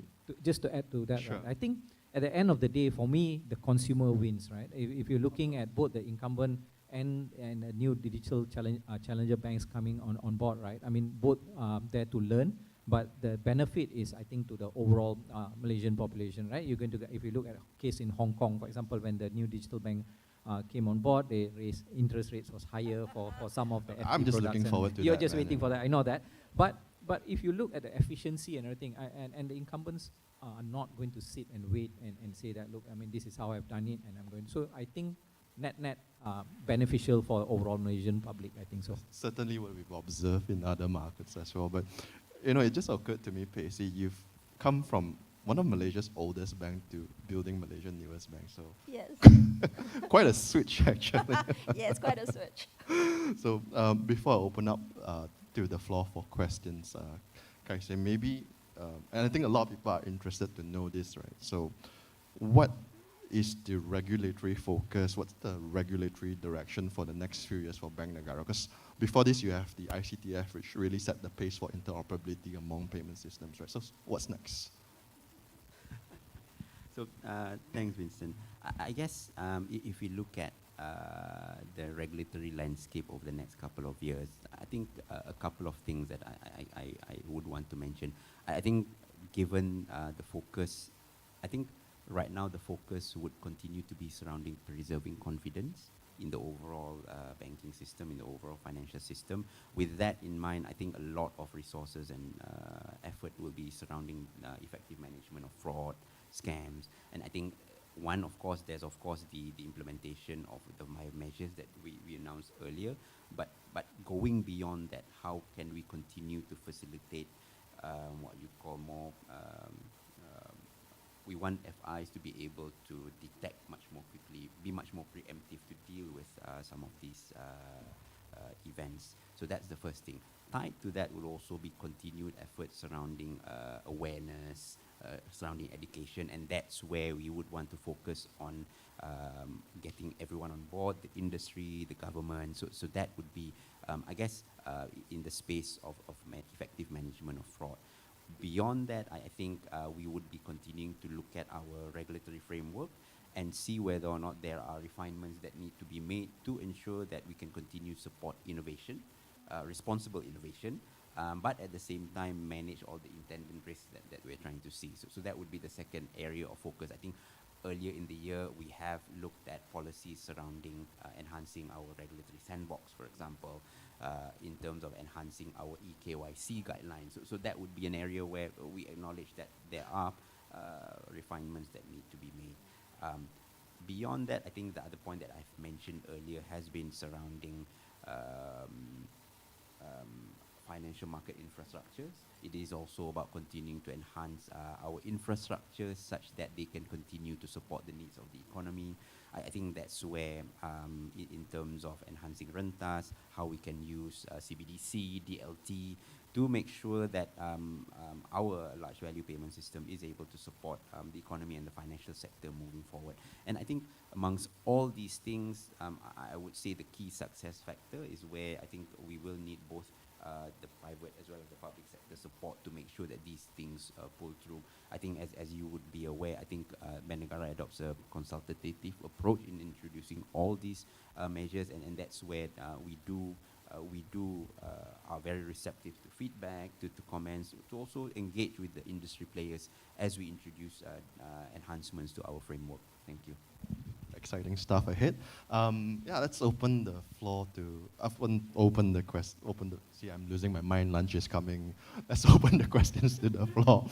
Starting from the right there, there's a lady on the right. State your name and the panelists you'd like to direct the question to. Thank you, Vincent. I'm Sazila from CDX, Center of Digital Experience from Bank Islam. Maybe a question to Kaiser, right? Okay, so, well, you're talking about how a payment should be safe for the consumer, right? So we talk about awareness. We also talk about the regulatory requirements that you put in, right? But the end of it, we also have enforcement. So how do you get our enforcement agencies buy-in in terms of strengthening the security of our payments? Thanks. I think on that's where there is a collaborative platform with not just does not involve Bank Negara, the financial sector, but also other lead enforcement agencies that are sitting down together to actually to see how we can enhance the process for an enforcement as well. So that is something that is ongoing already at this point in time, and yeah. So I think that would be what I can say. Thanks. Thank you for that. We have some more time for questions if there's any. Okay, that gentleman first, and then that gentleman. Hello, my name is Cairo. So with the future, actually it's an open question, future thinking for national digital payments in mind, where does agenda like ESG and climate change, sits in the overall strategy, especially when payments become central to customers today and tomorrow? Sure. Thank you. And Cairo, for context, which organization are you attached to? Yeah, I'm from a professional service company. Thank you. Great. Anyone would like to take the questions about surrounding ESG? Oh, tough question, I guess. Yes, Yeah, that's you. maybe I'll take a stab at it. Sure, you guys can contribute. So in Maybank, we put not only ESG, we actually coined it called ethical banking. So this is a topic and an area that we definitely like to champion. And just related to payment. So we are in the process of thinking about, for example, ethical card or ethical credit card. So the card itself can be made by reusable plastic, number one. And the usage of the card dependent on the type of payment that you make.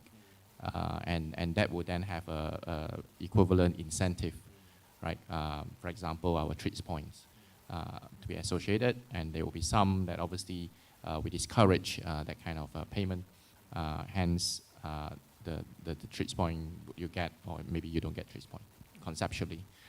And again, you can also think about potentially, what are you can make some of the money to certain charity that you are interested in. So that's the idea that we are actually developing and working on. And there are definitely other ethical banking MVPs that we're looking at. So it's all part of ESG, but rather than just covering ESG, which we have different initiative look at. I think for us, our central is ethical banking, and see how we can deliver ethical banking to the broader society. And just to align with also what our Islamic first principle, and a lot of those ethical banking principle that we are applying actually is built on the Islamic banking principles. Thank you for volunteering as tribute. No, just Shankar, to you want add to add? to Dr. Siu, right? I think if you look at the innovation that's coming from the payment space, right, and if you look at the ESG and the social part of it, right, I think leveling the access, one thing, I mean, like digital bank, for example, right, going after the underserved, unserved segment, is to bring that off-stream kind of pocket segments of people into the mainstream as well. So that also relates to one part of the social element of that as well. Right? The education, the increasing of the financial literacy is also part of that. So for me, payments underlying infrastructure that's required, and for you to bring the unserved and underserved into the mainstream platform is also helping in a sense to address that goals as well. Certainly a great point. Yeah. Yes, Spacey? Yeah, I've got to add. For us, it's this.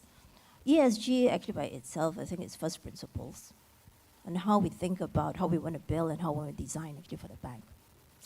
So making sure that we've got the right governance framework, making sure that we are, when we design anything, we are actually designing to ensure that we are socially responsible, we have the right environment mindset, right, as we build it, is actually really the first. And why is it actually first principle for us? Because it's not only what's required, I think, and what's expected by our consumers, but it's truly is also going to be good for business. So in that way, I think maybe because it's where we are actually in the phase of build, right? I won't be able to tell you there are going to be like these 5 products that we actually go out there to serve ESG, but certainly I think not only myself, ourselves actually as that one digital bank, but certainly actually my colleagues who are sitting across the whole financial industry, use that actually first principle as we build our business, as we design our products, right? And we go out because it is good for business. So yeah, a little bit general, but that's how we're thinking around it. Thanks, Spacey. One last question from the gentleman over there.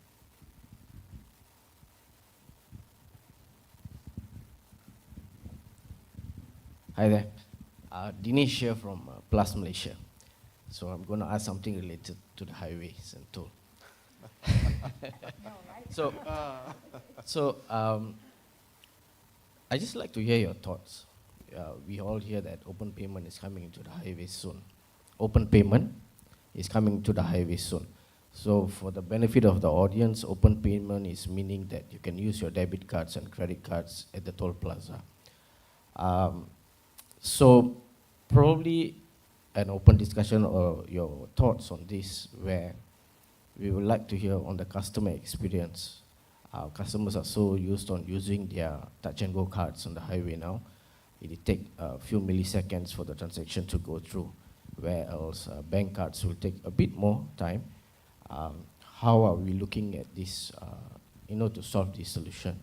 And where else on the operations part, how it's going to be on the back end, how things are going to be much more smoother, because it's something new for financial institutions and third-party acquirers to come into the highway, handling the millions and millions of transactions as well. Just a thought from all of you, if possible, so we can, bring it back and have a discussion. Thank you. Just scanning the room for any touch and go folks. Anyways, would anyone like to take the question? I think as a start, what I'll just say is that I think from our point of view, I think if we look at the acceptance of open payments, that's something that we have continued to promote in the past as well. And this is for the benefit of consumers at the end of the day. I think, as you rightly pointed out, it will be down to the experience as well, looking at the different instruments that can be used. And I guess that's where I think there's technology to facilitate that. And I guess it is about the industry coming together to support the initiative that the government has decided to pursue. Thank you. Anyone else? Just to Shankar, add go to ahead. that, right? So for me, I look at it as one is I always look from a consumer perspective. So from a consumer perspective, you're giving choice to the consumer, right? Today you're limited to one choice of wallet or payment method, but you're opening up, right? Then I look at the industry per se, right? So there's always a reaction from the industry. Today, of course, Touch and Go has that advantage in the sense that they have been in the transport toll payment, sole payment provider for that access, right? But if you are opening up to debit card, credit card and everything, the industry will look at it and say, hey, here's the opportunity for me to serve my customer, because my customer is going to demand that. Look, if for example, you mentioned that it may be slower if I use my debit card, right? What will happen is that the industry will look at it, hey, this is a segment, there's a lot of noise coming in. We also need, we can see opportunity and use cases around enabling that and creating the stickiness for that as well. So for me, net is good for the consumer in the sense that you're opening up the access, open payment for them. Second is the industry, trust me, will react and also upgrade the necessary infrastructure to be on par, if not better than that. And if you look at Oyster, for example, right, and an Octopus, example of how they see the value of it and creating the stickiness as well. So for me, win-win is definitely for the consumer. The industry will react and will try to better and come out with more wholesome value proposition for the consumer as well. Okay, great. I have about 150 more questions, but I think TVR is ready to personally wrestle me off the stage. So with that, ladies and gentlemen, please give the wonderful panelists a round of applause. Thank you, thank you. Thank you, Vincent, for moderating the session. Can we take a group photo together with the panel, please?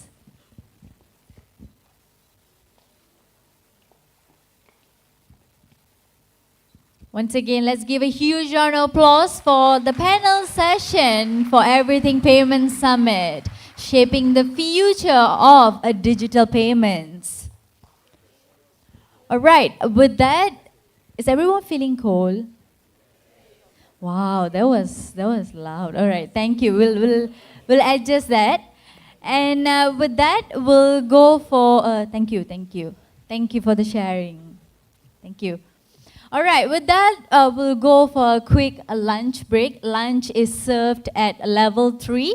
And please be back to the hall by 1:30 p.m. so we get to resume our Everything Payment Summit on time after that. So thank you so much for joining us. Let's give a huge round of applause for all of you for being an amazing audience today. So please enjoy your lunch and we'll be back at 1:30, everybody. Thank you.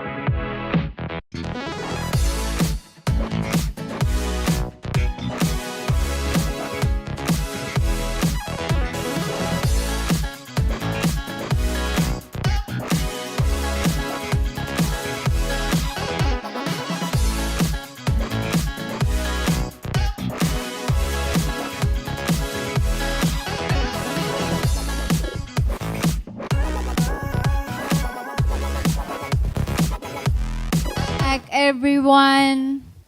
How was the lunch? Good? Was the lunch okay? Sedap, sedap. Good lah, the lunch was good, right? Alright, so the lunch was too good that people are not back yet. So we just give them a few minutes for them to come back to the auditorium, and we'll begin our first after lunch session. And meanwhile, if you haven't posted about today's summit on your social media platforms, please go ahead and post it up on your Instagram, Facebook, or even LinkedIn. And remember to tag PayNet or even hashtag PDPW. Right, so with that, please, if your friends or colleagues or anyone is out there, please rush them and ask them to come back into the auditorium as soon as possible, because we like to begin our summit after lunch. All right, the next session is going to be about defining the future roadmap of a state's cashless journey. And we have an amazing speaker who's going to be, shedding some light into this topic. So before I invite her, I want to make sure we have a full auditorium of audience. So we'll just give a few minutes for everyone to be back into the auditorium, all right? So meanwhile, like I mentioned, all the photos, videos that you have taken, post it up on your social media platforms. Remember to tag PayNet as well. So hold on very tight to your seats, and we'll begin very shortly once everyone's back into the auditorium.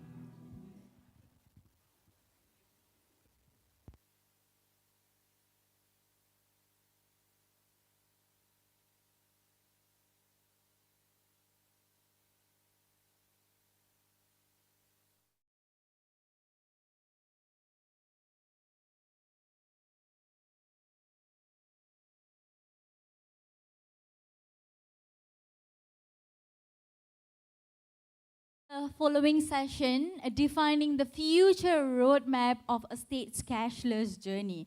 I have a little bit of an introduction for this special session. A university up north helped the state of Kedah chart the future roadmap of a state's cashless journey. I understand that the state went from single-digit cashless adoption to 60% in less than 2 years. And to shed some light into this particular journey is what we are going to be listening after this. So please join me in welcoming the lecturer of economics from UITM, Professor Nur Zahira Muhammad Siddiq. A huge round of applause, ladies and gentlemen, please.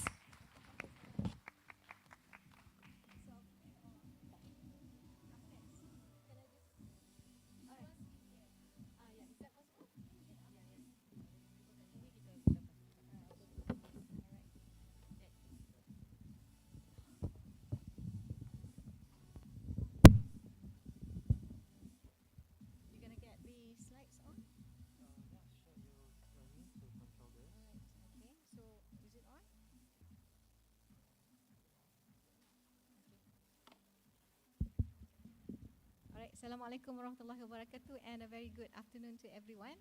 So I still have 15 minutes for this? Alright, okay, but I'll try to cut it short. So basically, I'm going to talk about our findings when we did some survey with the state government and and PayNet. Alright, so this is basically the evolution or the journey of digitalization in Kedah, in Kedah. So they started as early as in 2018 with Kedah Pay. But then it was like a little bit monotonous, and the process actually peaked after COVID-19 because everybody was at home, MCO, so it actually got better because of COVID. So I'll just jump. So these are the state government platforms. So they have currently iBayang. It's called iBayang. They have the kiosks. So these are the platforms for digital payment. And then this is part of our survey. So I'll skip all the demographic parts and go through the results. Okay. So this is our main findings. All right. So in terms of the usage of iBayak, so we have divided them into 3 categories, which is the high usage, medium usage, as well as low usage. And of course, we can see that in districts which are more urbanized and where districts that is more urbanized and they have more access to businesses and so on, like Kuala Muda, Kota Star, and then we have Kubang Pasu.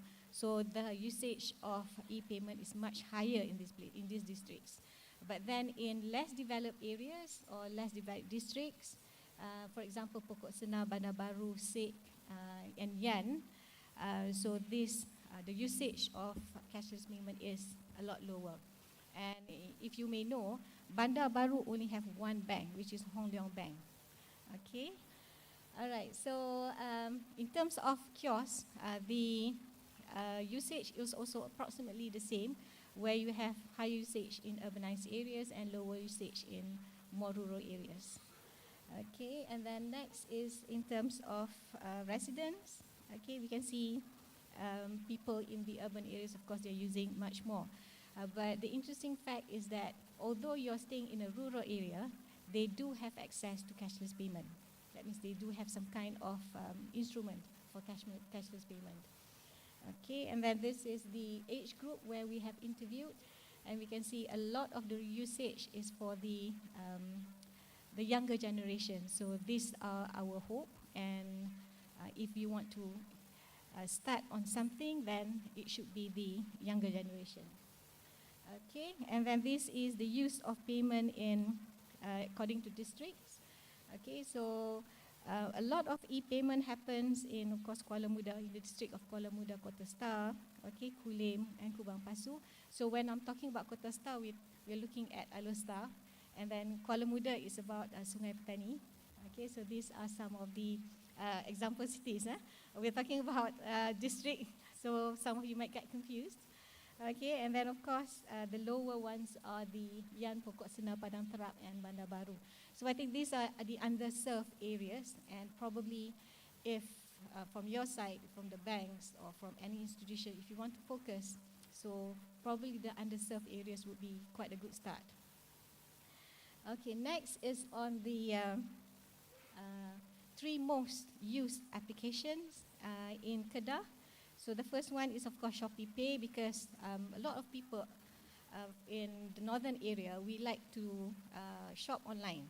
And Shopee is one of the platforms that is being used quite frequently. So we can see a lot of the e-payments are being done through Shopee. And then, of course, Touch and Go. So Touch and Go did a lot of engagement programs in Kedah. So you can see the results now. So one of the highest usage is Touch and Go. And the third one is Bank Islam Go.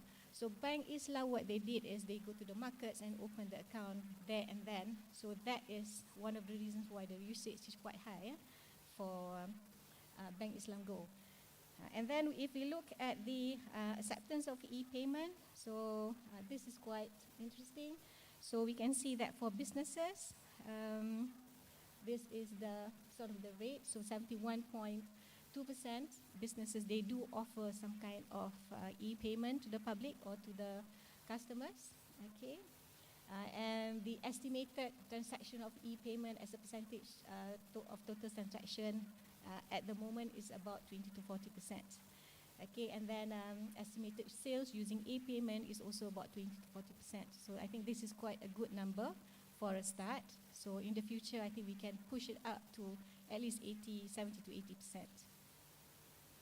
Okay, and then next is, these are some of the reasons when we ask business owners. Anyway, the business owners that we are looking at are the small businesses, because I think these are the group of businesses that could engage even more in the near future. All right, okay, and so the result of, or the reasons why they prefer to use e-payment is because they can see some increase in sales, and then they think it's user-friendly, it's safe to use, okay, and then there have been requests from customers to use e-payments, so that's why they need to provide some kind of platform for e-payment. And then shorter transaction. It's something trendy, okay, and then there's availability of infrastructure, okay, devices, internet, and so on, okay, and they don't have to provide change. So if you pay cash, okay, that thing is 5 ringgit, but your customer give you 10 ringgit, so you need to provide another 5 ringgit change. So if with cashless transaction, we can avoid all those things. Okay, and then from the perspective of users, okay, so we can see that almost 80% respondents that we asked, they own some kind of e-payment method. Okay, and the bottom bit shows the type of application of e-payments that they prefer to use. So number 1 is Touch and Go, number 2 is Shopee Pay, and then number 3 is Bank Islam Go. Grab Pay is also increasingly important, but the others are not very popular. Okay, Maybank is the other one, it goes fourth. All right, and then in terms of e-payment instrument use, the highest one is of course online banking. That includes QR code and so on.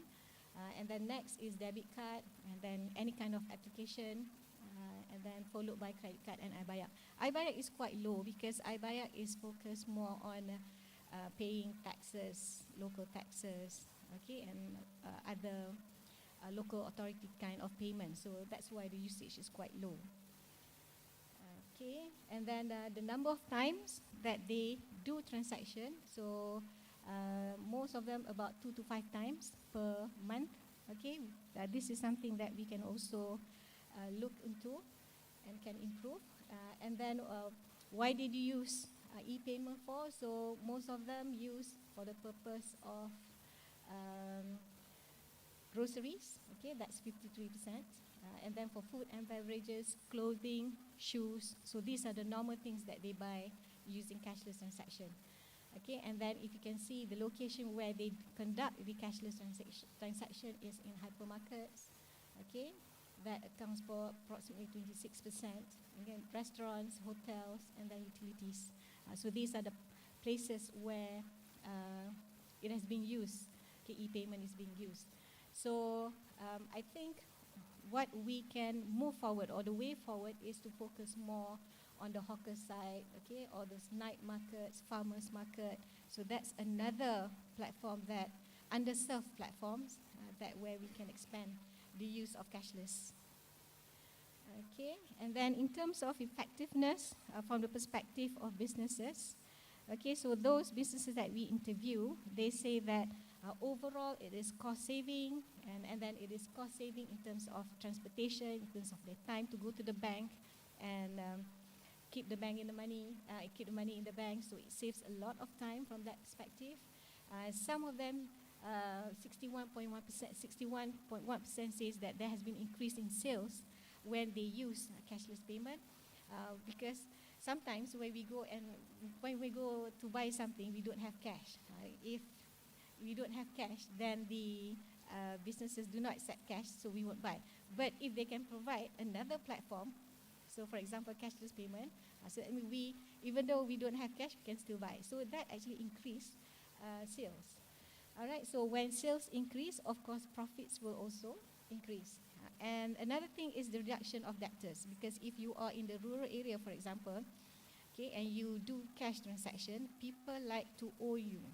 So by doing cashless transaction, we can reduce the number of debtors, because if you don't have cash, then you can pay online. Okay, so that solves a lot of problem. And of course, it reduces the loss of cash. Okay, especially if you have workers and they're not very reliable, you tend to lose cash. So 78.2%, there has been a 78.2% reduction in loss of cost, in the loss of cash, once they have started to embrace cashless payment. Okay, and then of course other things, it facilitates record management. Okay, there's less or no bargaining. So at the end of the day, businesses profit more. Okay, and then the next one is from the perspective of consumers. Okay, so the consumers say that it's easy to use, it's enjoyable, it's trendy. Okay, it can be used in many places, because a lot of businesses are now currently providing some kind of cashless payments. Okay, and then this fastest transaction, they don't have to wait for the sellers to return to them their change. Okay, it's kind of secured, and then they don't have to carry a lot of cash, so it reduces the crime rate. All right, so it can also be used for daily transaction, and we just asked them an opinion whether they like to use it. Yes, the answer was they love to use it. Okay, but on the other hand, there are also challenges to using cashless. Okay, one of them is for the businesses. Okay, sometimes their sales is very small, so if they were to get a card terminal, it's going to be very expensive, so it's not worth it. So those are some of the reasons why some of the businesses do not want to use or to offer cashless payment, especially to credit card or debit card terminals. Okay, and then sometimes consumers prefer cash, especially the older ones, 65 age and above. They do not trust cashless transaction. They think it's not safe, especially if they got scammed somehow. So they refuse to use cashless. They prefer to use cash. Okay, and then of course the card terminals are very expensive to them. Okay, and then the cost that they have to incur to the platform provider, so that is also costly, especially when their sales is very low. Okay, so they think it's not worth it. And another reason is because the supplier wants cash. So if they have, after their sales, they want to top up their goods. So when they go to the suppliers want cash. So that's the reason why they prefer to use cash. Okay, so that's for businesses. And then then slow internet, that's also another problem. Okay, avoiding LHDN, avoiding paying too much tax, that's not a strong reason. Okay, but some of them do answer that. Okay, some of them, they feel that it's very difficult to use. It's very difficult to use online payment because they're not technological app. These are the ones that are older generation, in the older generation. And then sometimes one of the reasons that they give is because they don't have smartphone, the battery is dead. It sounds ridiculous, but these are some of the problems that they face. Okay, and then for consumers, we ask them negative questions. So do not get confused with this slide, but the summary of it is that consumers feel that it is easy to use, it's enjoyable, it's functional. Okay, and then a lot of sellers have provided some form of cashless payment. Okay, and then they've got rewards, they've got tokens, so they tend to collect rewards and tokens, so it's good for them. Okay, and then now the transaction has improved. Okay, unless the internet is slow, then they will have problems. All right, and then in terms of they can even pay even though they are purchasing something where the amount is very small. Okay, they think it's secure. They do not prefer cash, especially the younger generation. Okay, internet could also be a problem. Okay, and they can use e-payments for daily transactions. Okay, so these are the incentive that the businesses are trying to get, if possible, from the state government. Okay, they want subsidization. Of course, if you ask any business, they will always want subsidization. Okay, and then in terms of customers, okay, they wanted to have more awareness campaigns and then tokens, especially in terms of incentives, and financial assistance, okay, and technology, especially, especially for the internet and so on.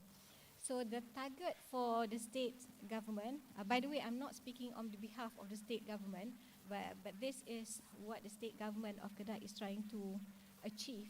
So they are trying to get 100% cashless payment, especially for government agencies, the transactions involving government agencies by 2025, which I think is possible because they started from zero in 2021. 2023, I think now it's about 60%. So I think 100% would be possible by 2025. However, we need, or the state of Kedah needs a good ecosystem. Okay, so there needs to be more information, more campaigns. Okay, and then of course the state needs to have very clear-cut policies. Okay, regulations, and of course enforcement. Policies without enforcement is just not going to work. Okay, and then next, of course, we need to have good infrastructure, especially the internet connection, as well as the gadgets. And then finally, incentive. So these are the elements that are necessary for the state government to move forward in the very near future. So we have come up with a roadmap for UiTM Kedah. So there are 5 trusts that is used to develop an ecosystem for the state. And these are some of the phases that we proposed. Okay, 96% is the usage, and that is in line with the Financial Sector Blueprint 2021-2025. So hopefully Kedah will emerge, okay, as one of the highest users of e-payment. Okay, and I think for the stakeholders especially, the way forward would be, since card terminals are expensive, probably banks will need to think about how to make, how to utilize all the debit cards as well as credit cards. And if possible, because everybody nowadays, they have handphone, so it would be great if we could pay just using the handphone. I think some companies have done that. But then for the underserved communities, this is just not there yet. So I hope if bankers are here today, you would consider that as well. And the other thing that I would like to propose to bankers especially, if it's possible to come out with an offline transaction, cashless but offline. Because sometimes when there's no internet, you just give up paying online. And if you have cash, you will give out your cash. So unless we can make it offline, then we can go 100% cashless. Okay, so with that, I thank you. So I think that's it for now. Thank you so much for listening. Let's give a huge round of applause for Professor Nur Zahira Muhammad Siddiq. Thank you so much, Professor. That was a very interesting journey in terms of how Kedah, increased their e-payment by 60%. And that was a research and a study commissioned by PayNet, I heard. So it's really inspiring what PayNet is doing. So how are you all doing? I always have this problem where after lunch is the graveyard season. It's a graveyard shift. Everyone will be just staring at me. I'll be staring at them. It's the staring game until 3 o'clock, until you all have your tea or coffee. And then you'll be okay, back on track, because you're about to go home after that. So what you're going to be doing is that before I invite the next panel, I request everyone to please rise, please stand up.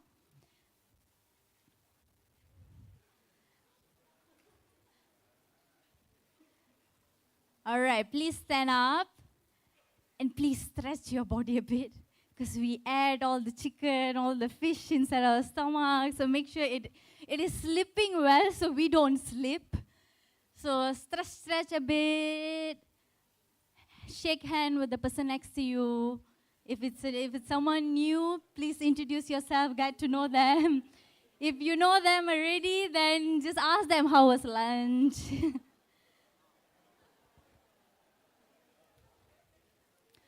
Okay, and then you can sit back again. I cannot let you all network so much. You all are networking kings and queens. After that, I cannot have your attention again. All right, so now I'm going to be requesting one volunteer to please come up on stage. One volunteer, anyone. Because I heard bankers only love to talk to money. So I'm going to prove it today that it's wrong. So, but there's also a lot of fintech experts in the house. So please, anyone, can I have one volunteer to please join me on the stage? No? No one? Anyone? Anyone? Anyone wants to come up? No? Shy? No one scared? Now all of you are very awake. Because I can just pick one person right now. She's worse than a teacher. Huh? Right. Noah, so I'm going to pick. When I came into the auditorium after the lunch, there's the only one person was here. So I'm going to pick that person. I don't know her name, but Come on. I told her we have I'll give her something special. So come on, please. What's your name, please? She was very punctual. She came on time, even before me. So give huge round of applause, please.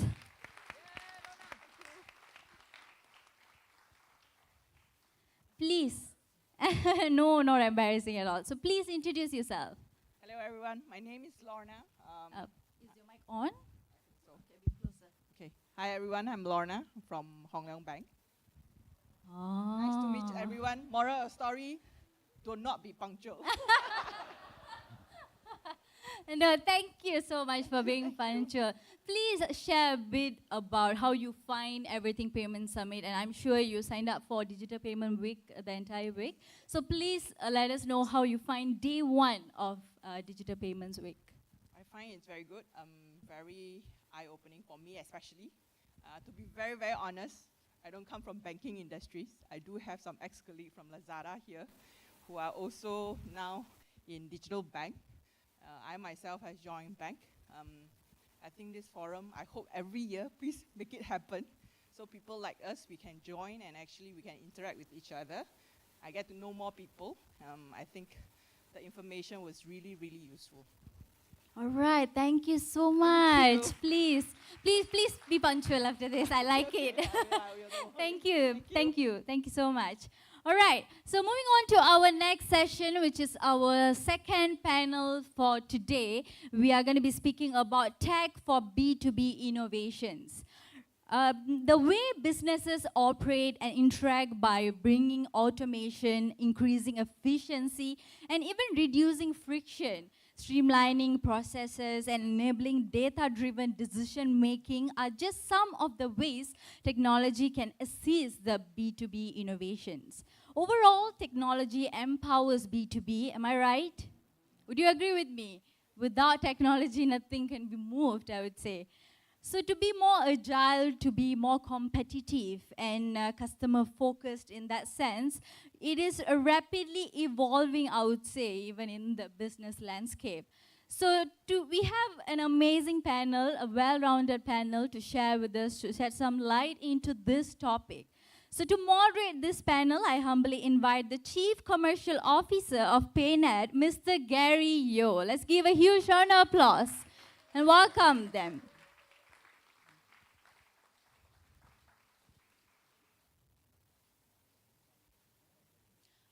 Hi. I was waiting for you. No, I was waiting for you. I thought you would do this big entrance over here. Please. Ladies and gentlemen, Mr. Gary Yeo. Joining him on the panel is the supply side of things, CEO of BoostBiz, Mr. Eric Chong.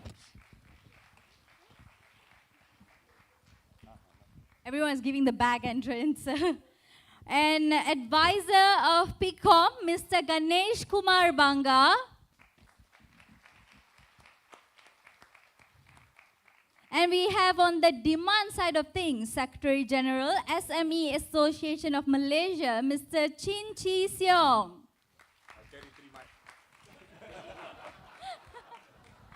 Thanks for the gift. All right, ladies and gentlemen, here you have it, the panel number 2. Over to you, Mr. Gary. Really, the supply side, huh? SME supply, Mike. Okay. Thank you for your introduction. Thank you, everyone, for being here today. You may have to put up with me for a couple of sessions, so just warning you ahead of time. We'll try and keep this succinct because I think we were just talking, a lot of these guys have meetings that they need to run off to. We'll see whether we have time for Q&A later.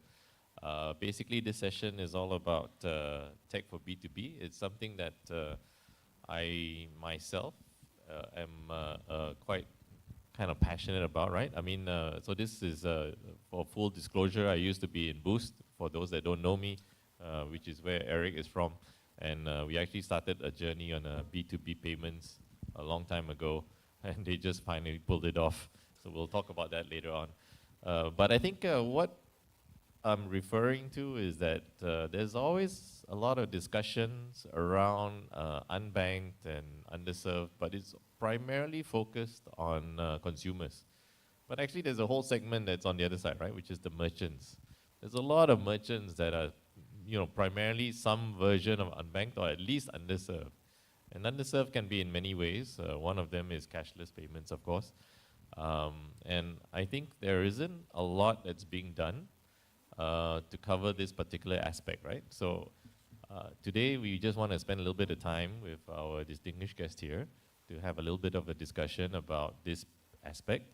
I'll start off with the panelists just sharing a little bit about their organizations and where they're from, in case you're not familiar with exactly what PCOM or SME Corp or how the Boost organization is structured at the moment. So, and then after that, we'll jump into a couple of questions on each of the respective areas or in general. So Eric, maybe you want to kick off and start? Yeah, thanks, Gary. Firstly, I want to thank PayNet for inviting me to this session. I think the B2B space is something like what Gary said, right? It's something that has not been provided the full focus. The focus has always been in the area of consumer. So I think it's a timely event that we share our thoughts as into the B2B space. So Boost, who is Boost? I'm sure most of you here will know Boost as a consumer e-wallet. Right? So we started the consumer e-wallet in 2017. Since then, we've become a full spectrum fintech. So what that means is that we are more than a wallet now.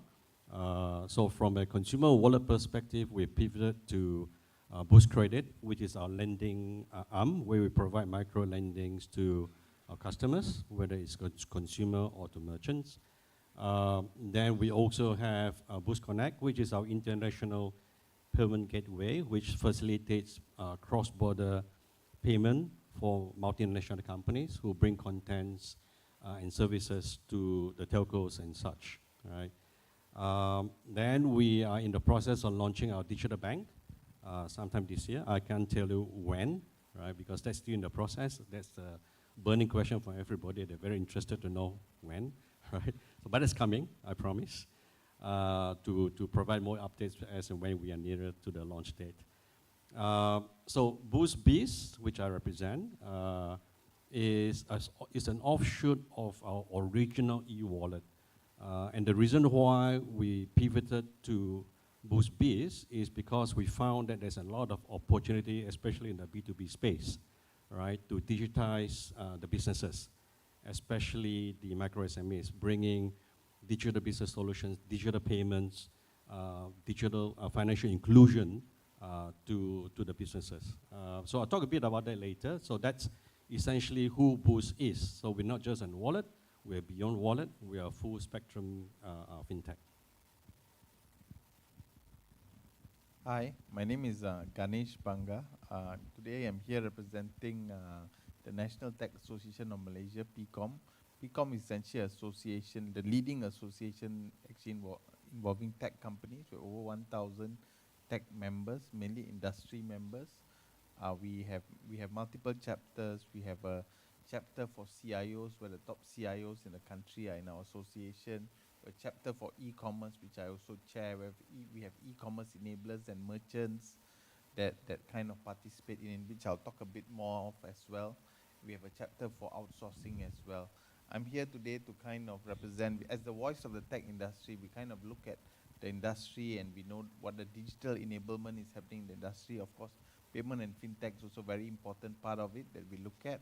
And so I'm here to kind of talk of where we see the industry and where we see the industry moving forward, in particular for online payments in the business segment as well. Good afternoon. My name is C.S. Chin. Not carrying 3 mic because I have to work here.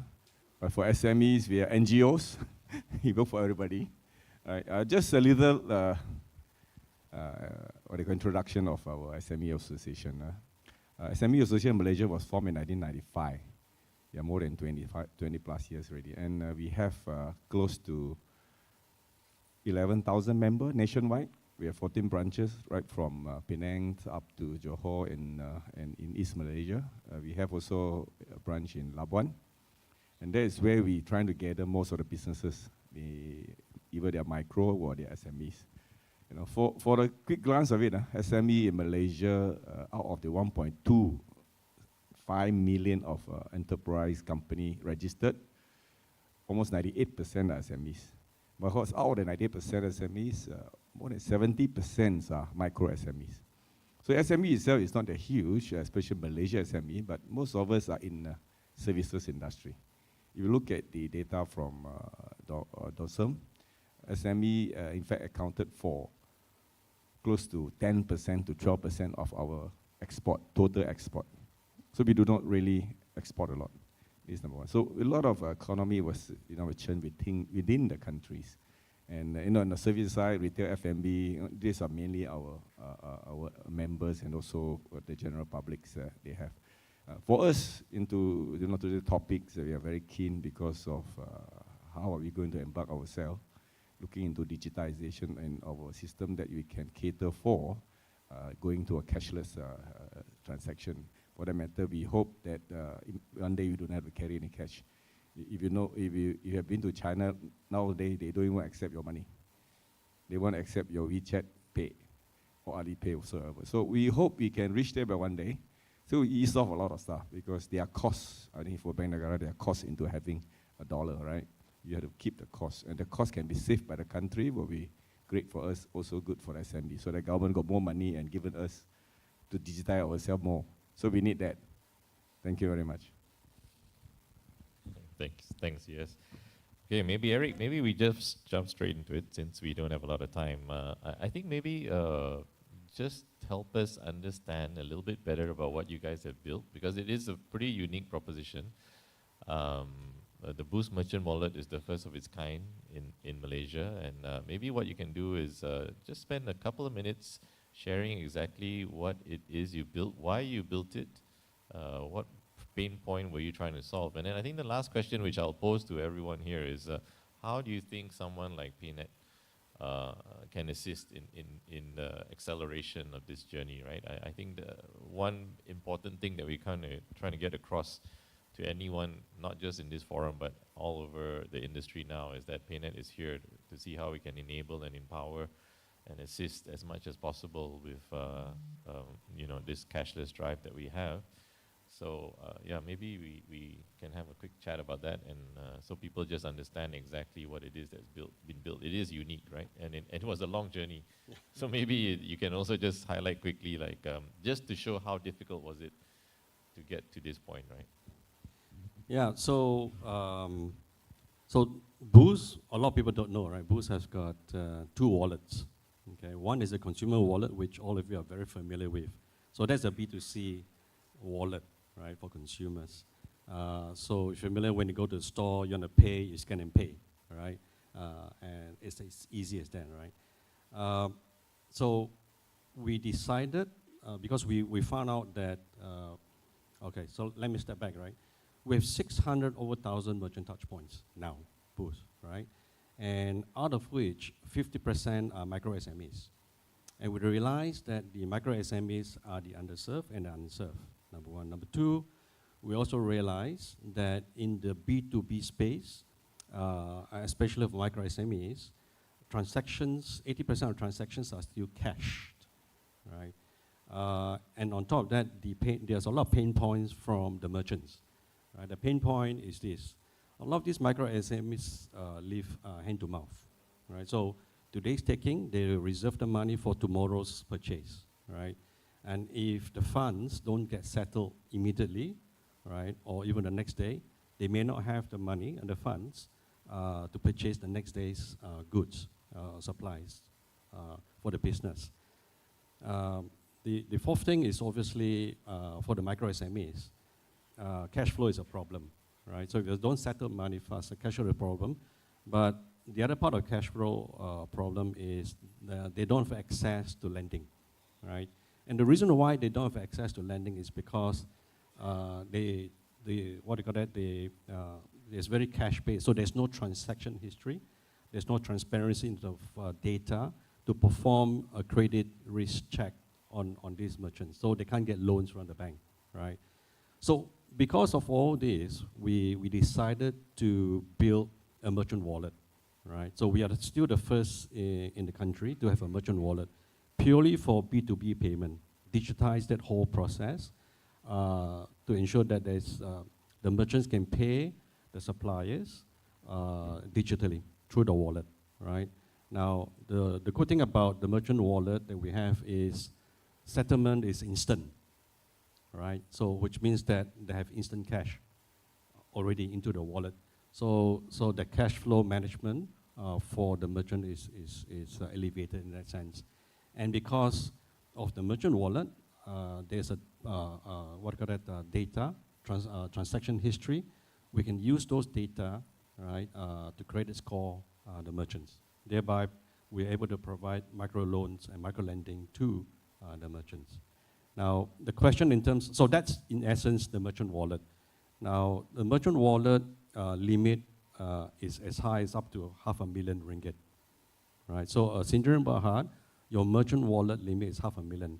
For an individual merchant, your wallet limit is 30,000, right? So, which means that there's enough, we ensure that there's enough funds for the merchants to keep in the wallet to pay the suppliers, right? So that's in essence the merchant wallet that we've built. We launched the merchant wallet about 3 months ago, right? And as of today, we are close to 30,000 merchants who have already accepted the merchant wallet, right?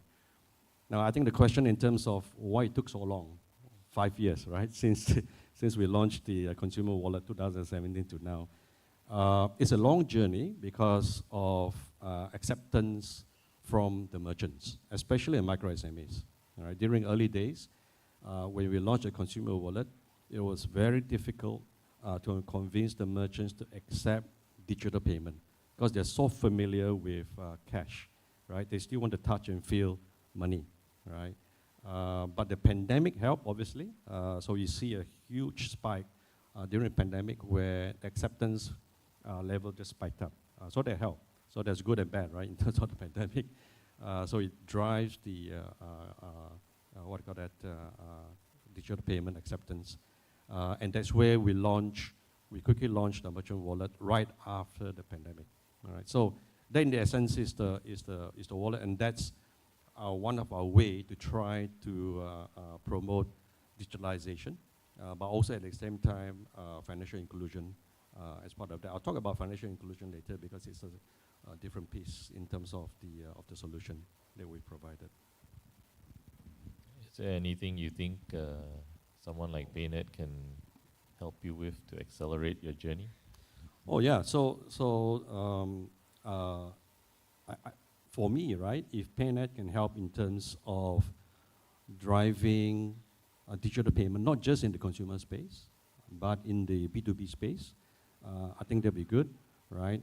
We definitely need to look at the policies, right, and processes as well. I think we chatted a bit about that as well in terms of how we can help drive this, right? So I see PayNet as a partner, right? Not in crime, but a partner of us in the industry, right? Because we have a common interest, right? To drive digital payment, right? Now, so there's a simplest form of digital payment, which is the Do It Now QR. That's the simplest form. But for me, longer term is how we build a B2B ecosystem, which changes the way the industry works in terms of the digital payment. So I'll talk a bit about that later, but I'll give the rest of the time to the other speakers to. Okay.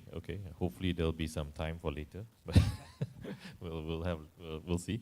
So Ganesh, maybe over to you. For those of you that are not familiar with Ganesh, I'll take me 30 minutes just to talk about all his achievements and accolades, so I won't spend too much time, but I can just suffice to say he was one of the early adopters and people that saw that online was the future, right? I would say pretty much the earliest first person to have a company listed in NASDAQ from Malaysia. So I think really amazing stuff that Ganesh has done. So if anybody's going to be able to share a little bit about what he sees for the future, I think Ganesh would be the right person. So maybe the question to you, Ganesh, is right, like, you know where we are you knew where we came from. Where do you think we'll be at in the near future, right? Based on, we want to tap into your experience and your knowledge. And I think a similar question, I mean, we've been talking about separate projects on the side. Probably same principle. Is there something that either PayNet or someone like PayNet can help you accelerate? Because I think organic growth has taken us to a degree to where we are today. It's a question of if it's left alone, where will we be at? And if we can accelerate it, how can we accelerate it? And then where will we be at then, right? So I think where we came from, when I first started my entrepreneur journey in the year 2000, 2002 and started the e-wallet, the word fintech never existed. I think the word fintech was coined 10, 12 years later. So again, it's refreshing to be back here again. I remember when we actually wrote to Bank Negara in the year 2002 to apply for wallet license. It was under the Bafia rule. So when we actually wrote, they didn't know how to. I think you were there at that time, right? Yeah. She was in Bank Negara at that time. When we actually wrote, because we were going to get listed the first time in Malaysia, the reply was, we're coming up with a payment system that come back to us in 1 year, but do what you want first. Essentially, that was the response, if I remember correctly. And then what happened since then, I think, is things really changed after the year 2010, right? When wallets started rolling out and whatnot. So the question is now that, online payment penetration is so prevalent, everybody is using it. What more is there to do, right? Now, so if you look at e-commerce, because I chaired the e-commerce chapter of PCOM, if you look at in the e-commerce perspective, for example, all of us buy online from marketplaces. If you look at 5, 6 years ago, a lot of people were paying using cash on delivery. Remember those times? You buy from Lazada, you pay cash when the guy delivers the item. I think at one time it was almost slightly less than half the transactions were cash on delivery, right? Now everybody's either using online banking or credit cards, right? Now that's in what I call urban e-commerce. What you and I participate in urban commerce, where we buy based on brands from marketplaces. But what we don't realize is there's another group of commerce, or people that participate in commerce in rural areas. And they buy items very different from how we buy it. Now they buy items based on from celebrities. So if you drive along the north side, you see all these billboards of brands. I'm sure you always see. You wonder where you buy those items, right? I'm sure some of you in the Malay community will know some of these brands. Simplicity and all these brands, they're all on the highways, right? All of those celebrities are billionaires because they're millionaires, because they sell products to the rural community. And they basically sell through agents. It's based on celebrities through agents, right? Now, I've actually invested in a company that develops a digital platform for that. It's called BizApp. BizApp has 700,000 agents out there. GMV last year was R1 billion. And so what these agents do basically is they buy from stockists, a bit like direct sales. They buy from stockists and then they sell to their consumers or their friends, right? So it's essentially social commerce. There are 700,000 agents, 1 billion in GMV last year. Guess what's the online payment penetration of this community? Any guess? It's less than 5%. 50% of the consumers in this community actually pay cash on delivery. Still cash on delivery, right? The other 40-odd% actually walk to a cash deposit machine and bang in cash. Right? And when you do cash on delivery, actually what the payment terms is from the delivery company. So the delivery company will pay 7 to 14 days, and by the time the agent gets paid, because delivery company will pay the principal will then have to share with the agent, right? It's 30 days later, and delivery company charges 5 ringgit. Right? And so we actually have rolled out payments on this platform now. Through FPX, of course, and so online banking is a prevalent payment method today. And what we have realized is it's still very difficult to get usage from the rural areas of this. One is because they may not use online banking accounts, that's one. Second is even if they use online banking accounts, they don't want to pay the ringgit, but they can pay 5 ringgit for cash on delivery, but not 1 ringgit for that transaction fee, right?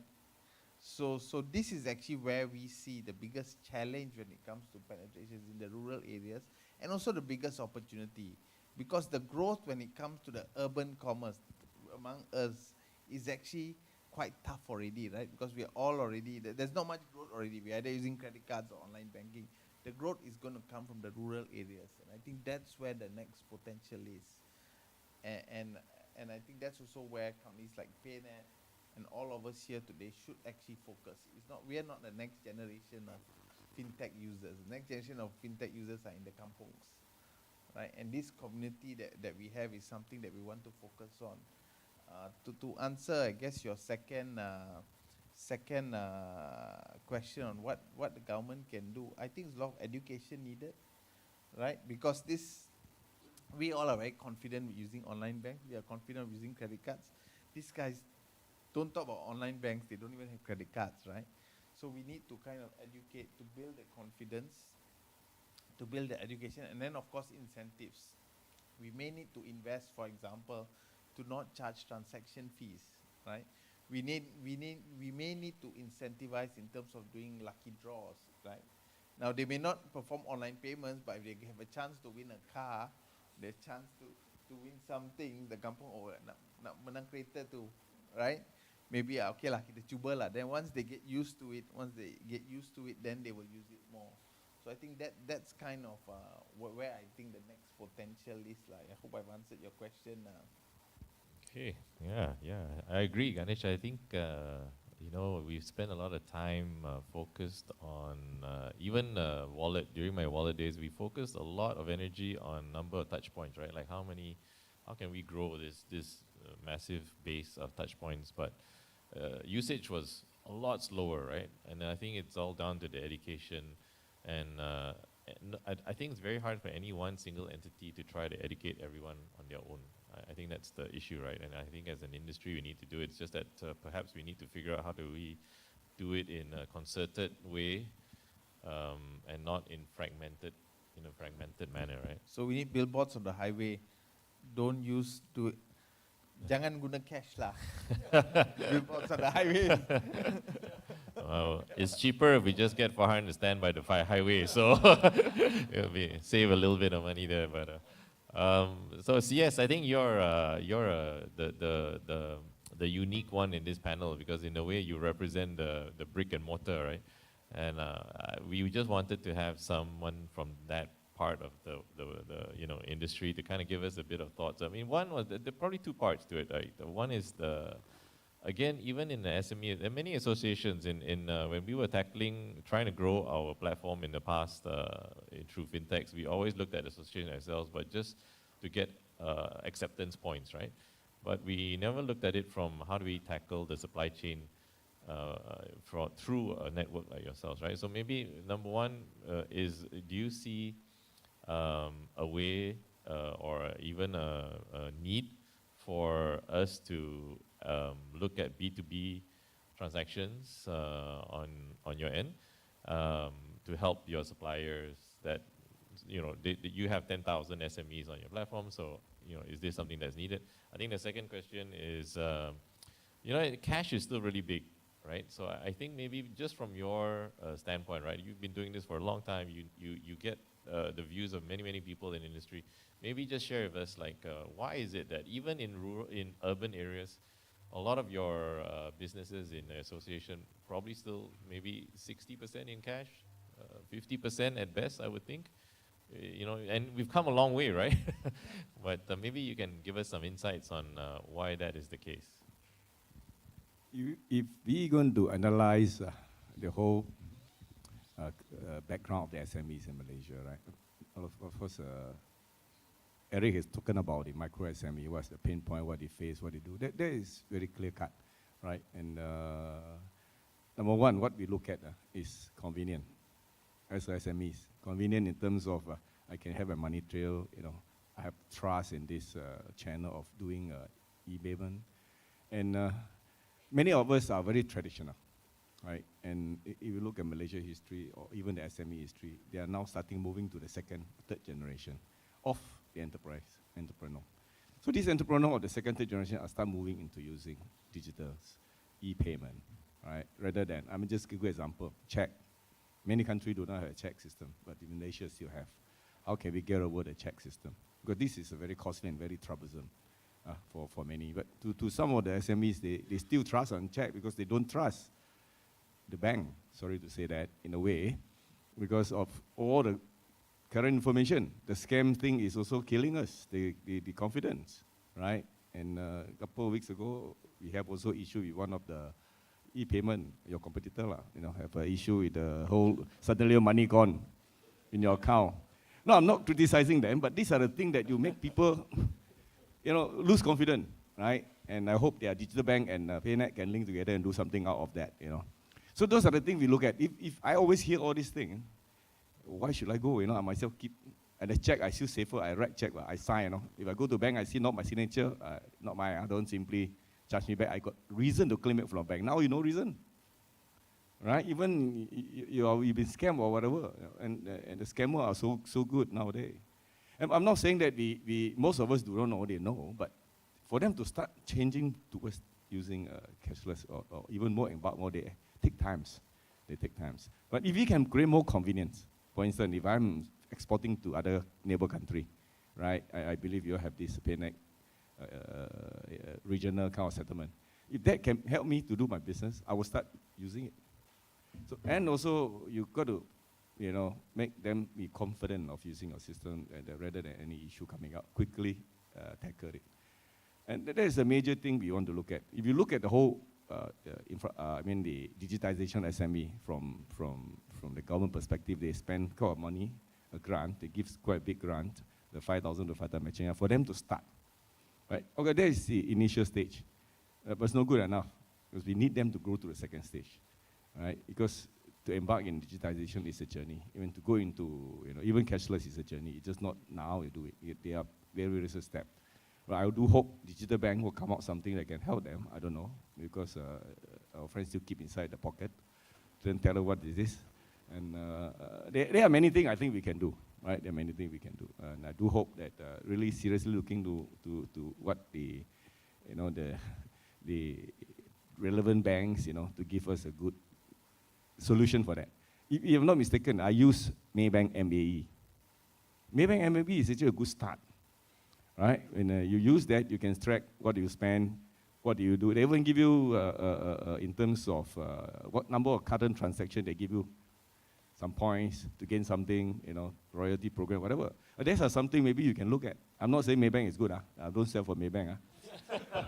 But that is something that you can start using it. Right? Start using it. All right? But don't next minute your money gone. That's important. So that is what I'm saying, is that the confidence level have to be there. You want to build a confidence level, you must have a good infrastructure, good governance, right?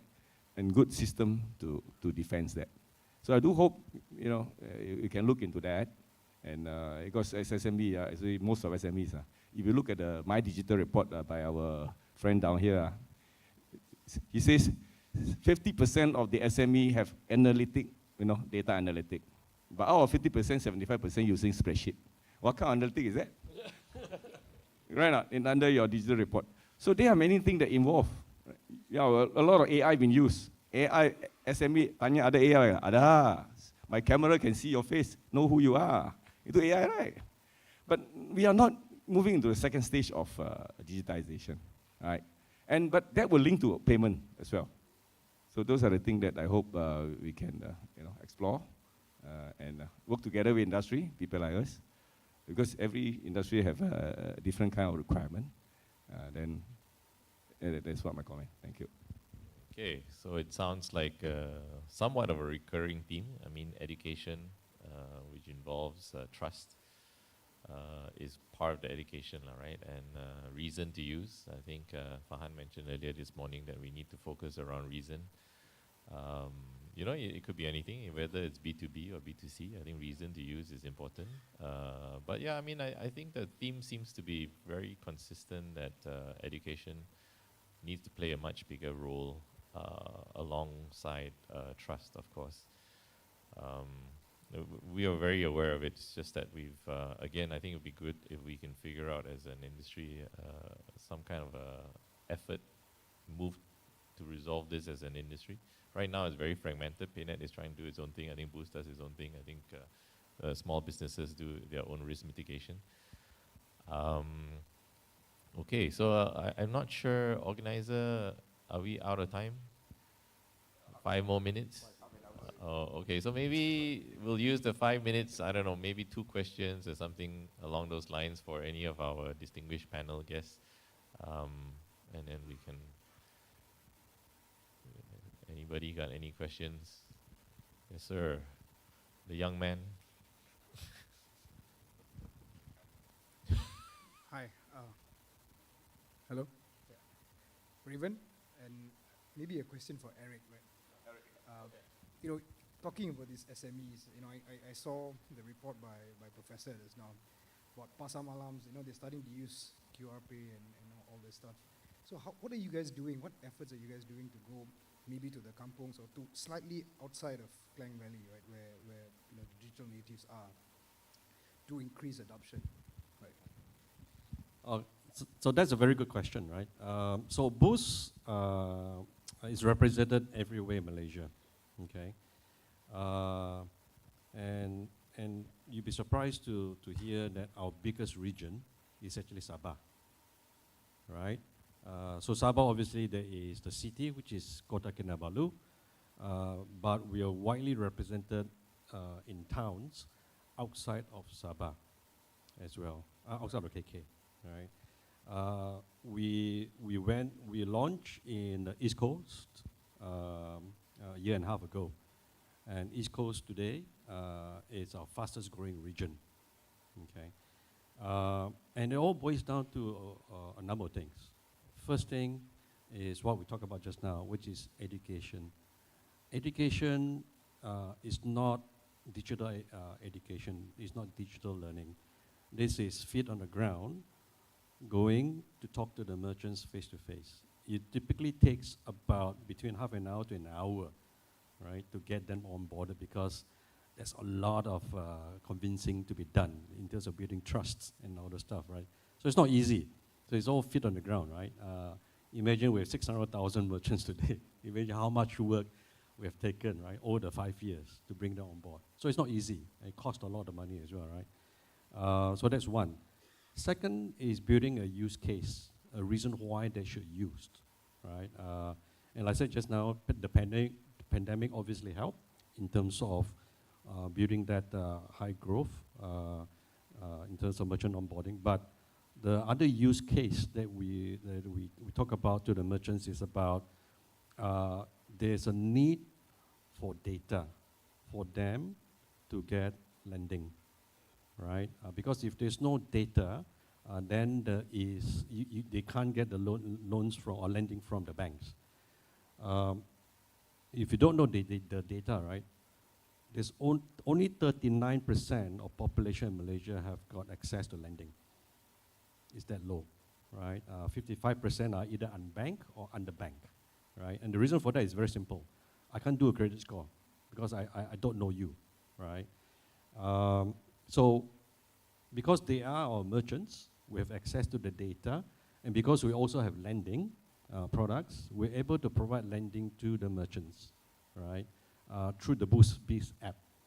All it takes is a 5-minute submission, right? Because we have the data, there's no need for them to support any other documentations anymore, no need for collaterals. So 5 minutes to submit, 24 hours later, money in the bank. It's that fast. So that's that whole digital process that we built to support the micro SMEs, the underserved. Now, with the lending, then obviously it helped the businesses to generate the businesses and driving that whole digital payment ecosystem. So that's how we built that the story. But it's a lot of hard work, right? A lot of sweat and tears for the guys on the ground, right? To communicate and to handhold the micro SMEs. And obviously we provide quite a lot of like what Ganesh was mentioning, right? A lot of incentives to the merchants for them to onboard themselves. So a lot of work. Well, there you go. I hope that answers the question. Well, lending is always it's just one reason to use, right? I mean, if somebody can either I help you make more money or I help you borrow money, I think it is a reason. It may not be the primary reason for all, but it is a reason. Is there one? I think we can take one last question, and then it's time for a tea break, or everyone wants tea. Yeah, there are no more questions. I think we can wrap it up so that we can try and stay on schedule. All right. Thank you so much to the panel, Gary, Chin Si Seong, Ganesh Banga, and Eric Cheong. Let's take a group photo together.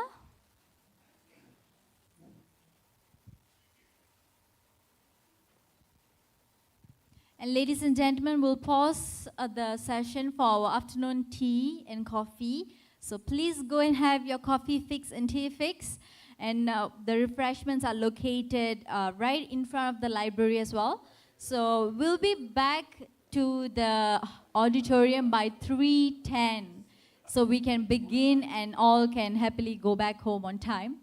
So please, I encourage everyone to head to the coffee and tea break, a very quick and short break, and be back to the auditorium by 3:10. Would appreciate it, everyone. Thank you very much.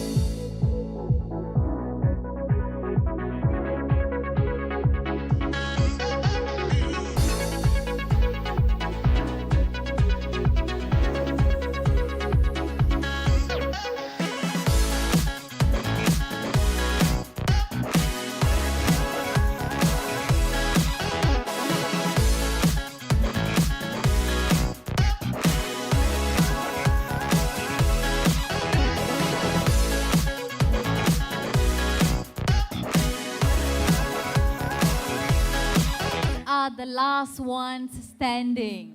So we are at the final session of every. So let's give a round of applause for all of you for being the last audience standing. Congratulations. All right, the final panel is about Malaysia as the hub for digital payments innovations. And I hope you had a great time networking and all. And if there is any more people outside, please encourage them to join us back inside the auditorium as well. So this final panel, like I mentioned, is about Malaysia as the hub for digital payments innovations. And joining us on the panel, are you ready to meet the panel? No? Some of them are still networking. Because I know you guys love networking. Everybody does, especially in conferences. So the moment I allow them to network and to get back their attention, very difficult, trust me. I've been there many times. But thank you all. You guys have been a very lovely audience. So let's welcome once more, give it up for the Chief Commercial Officer of PayNet, Mr. Gary Yeo, to moderate the panel, please, ladies and gentlemen. Where is he going to? Okay, right. All right. Thank you so much for joining us, Mr. Gary, one more time. And this time, he is joined by another set of diverse senior leaders, I would say, from the country's fintech fraternity, a large bank, a big tech, and a serial entrepreneur as well. So without further ado, let's welcome President of FAOM, Wilson Bay. Keep your applause going, please. Group Chief Digital Officer of Maybank, Kalyani Nair.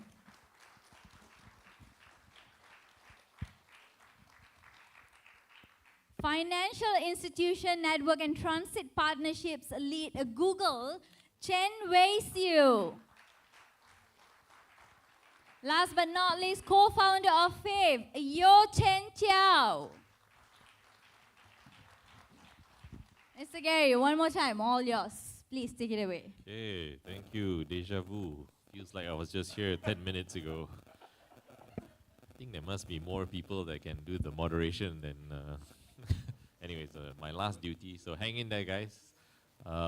Should be a good session. We have a lot of good speakers here. So this session is all about innovation, basically, something else that is very dear and to my heart. I always felt, at least in my early days, regardless of whatever I was doing, I thought innovation was what was going to make or break a business. There are many things that you can do. If you can, of course, you can accelerate certain things with spending and with money, but I felt the thing that sustains growth was probably going to be innovation, and without it, I don't know where we'll be, right? So I think we have a good group of people here that will speak a little bit about their different journeys and with regards to innovation. I'll run it the same way as last time, just so that you know who is who and what are they doing. I'll just everyone just spend 5 minutes or so just to explain a little bit about maybe like FinTech Association of Malaysia and which aspect of Google. Google is such a huge organization, so which aspect of Google are we? And of course, Maybank is also the biggest bank in the country. And Kalani, you can explain a little bit about which aspect of the bank we're talking about. The most innovative one, of course, which is the digital arm. And Chen Chao, I think I don't really need to introduce him. I think generally we all know who Chen Chao is. So all good there. But I mean, CC, of course, please do share a little bit. I think we have two aspects of you that we were hoping that you can share. One is your personal. For those that are not familiar, Chen Chao is also an investor in many startups. So I think we also wanted to pick his brains about how does he pick startups. Is it because they're innovative? Is it because they're solving certain problems? Or he just thinks they're going to make a lot of money, right? Which could be one way. And of course, the other part of it is Fave, which is one of the earlier players in the market in terms of payments. Okay, so over to you, Wilson. Maybe just give us a brief rundown of fintech? I mean, you were sharing just now, it sounded like you guys have been doing a lot of interesting things. Maybe you can let everyone else know as well. Sure. Yeah. Thank you very much, Gary. Good afternoon, everyone. My name is Wilson, and I'm the president of the FinTech Association of Malaysia, FAOM, not to be confused with FOAM. And the association has been set up since end 2016, and coincidentally, the association was set up by quite a dominant number of payment companies when it was first started. The likes of listed payment company, GHL, iPay, and a few others. That was 6-7 years back, when fintech was still considered to be at its nascent stage, at least in Malaysia. And my own personal journey was kind of intertwined among banking, insurance, and also fintech, in the sense that the association grew over the years. And today, in 2023, we are proud to have more than 100 members across different verticals. And we are also perhaps the youngest industry association recognized by the central bank on the central bank website as an industry association. Thank you, Vincent. This credited to the past few years of collective effort. And as an association, we oriented ourselves with a few key verticals, namely digital banking. So today we have 4 out of 5 licensed digital banks who are our members. The 5th one, I'm still working on it. You guys probably could guess who is the player. We also have digital insurance sub-vertical, especially where the central bank and the macro landscape is putting a lot more interest and development in the digital insurance space as well. There will be a DITO license, digital insurance and Takaful operator license, to be announced soon by the central bank. We also have the digital assets sub-vertical, and we also have a payments vertical, which is a critical vertical, whereby it is also spin-off to a few other sub-verticals within payment. Say, for example, CCOB. So we have one of the founders of the Buy Now Pay Later companies who is driving feedback to the CCOB board on the response on the exposure draft, on the response on policy making, and we also have technology adoption. So we work with Microsoft and a few others, and hopefully with Google soon, on showcasing global success stories on technology adoptions and to implement it in Malaysia. And of course, these all sub-verticals all geared towards developing Malaysia as a vibrant national fintech platform. And I believe that the establishment of the Fintech Association is a proxy of the growth and development of fintech landscape in Malaysia, which has changed tremendously in the past 6 to 7 years. And I look forward to share more about some of the works Fintech Association is doing and some of the past initiatives that we have the privilege to be involved, especially when it comes to relation with payment. Thank you. Okay, thank you.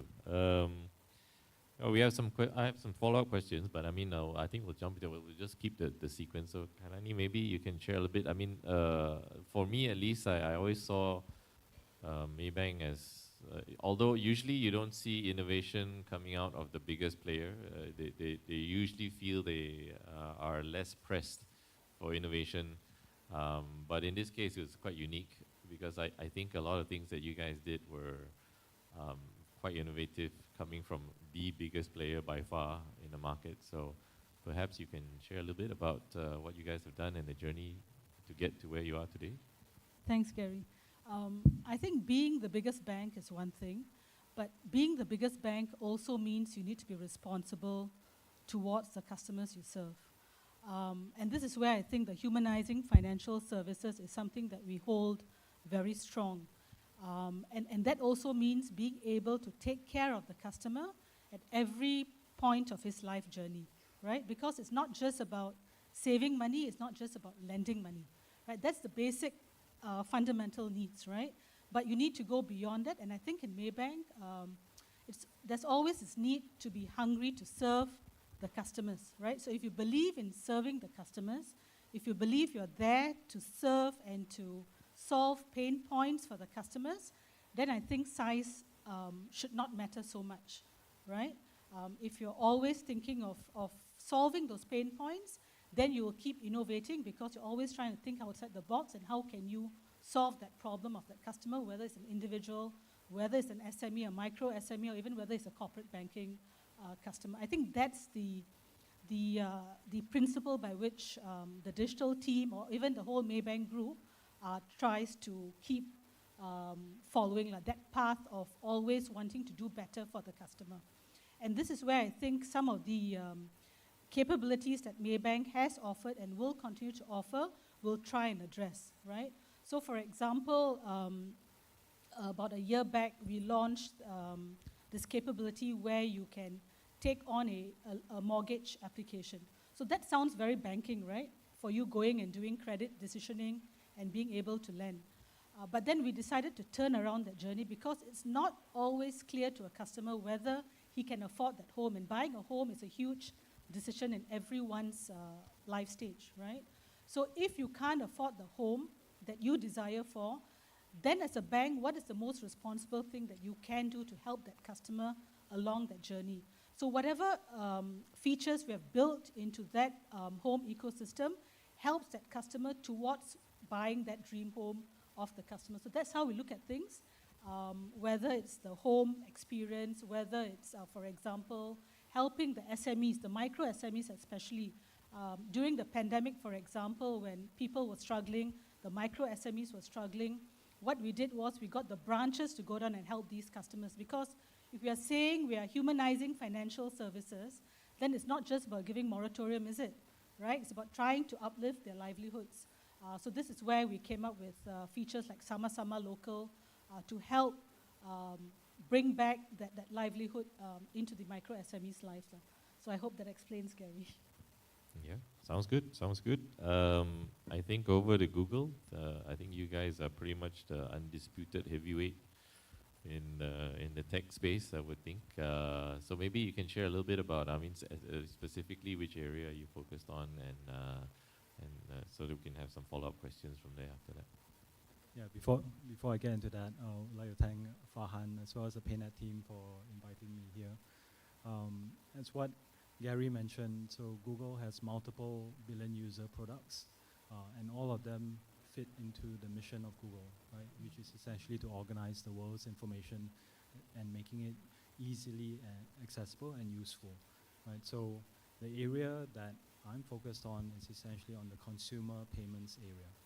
It has the same mission as our billion user products.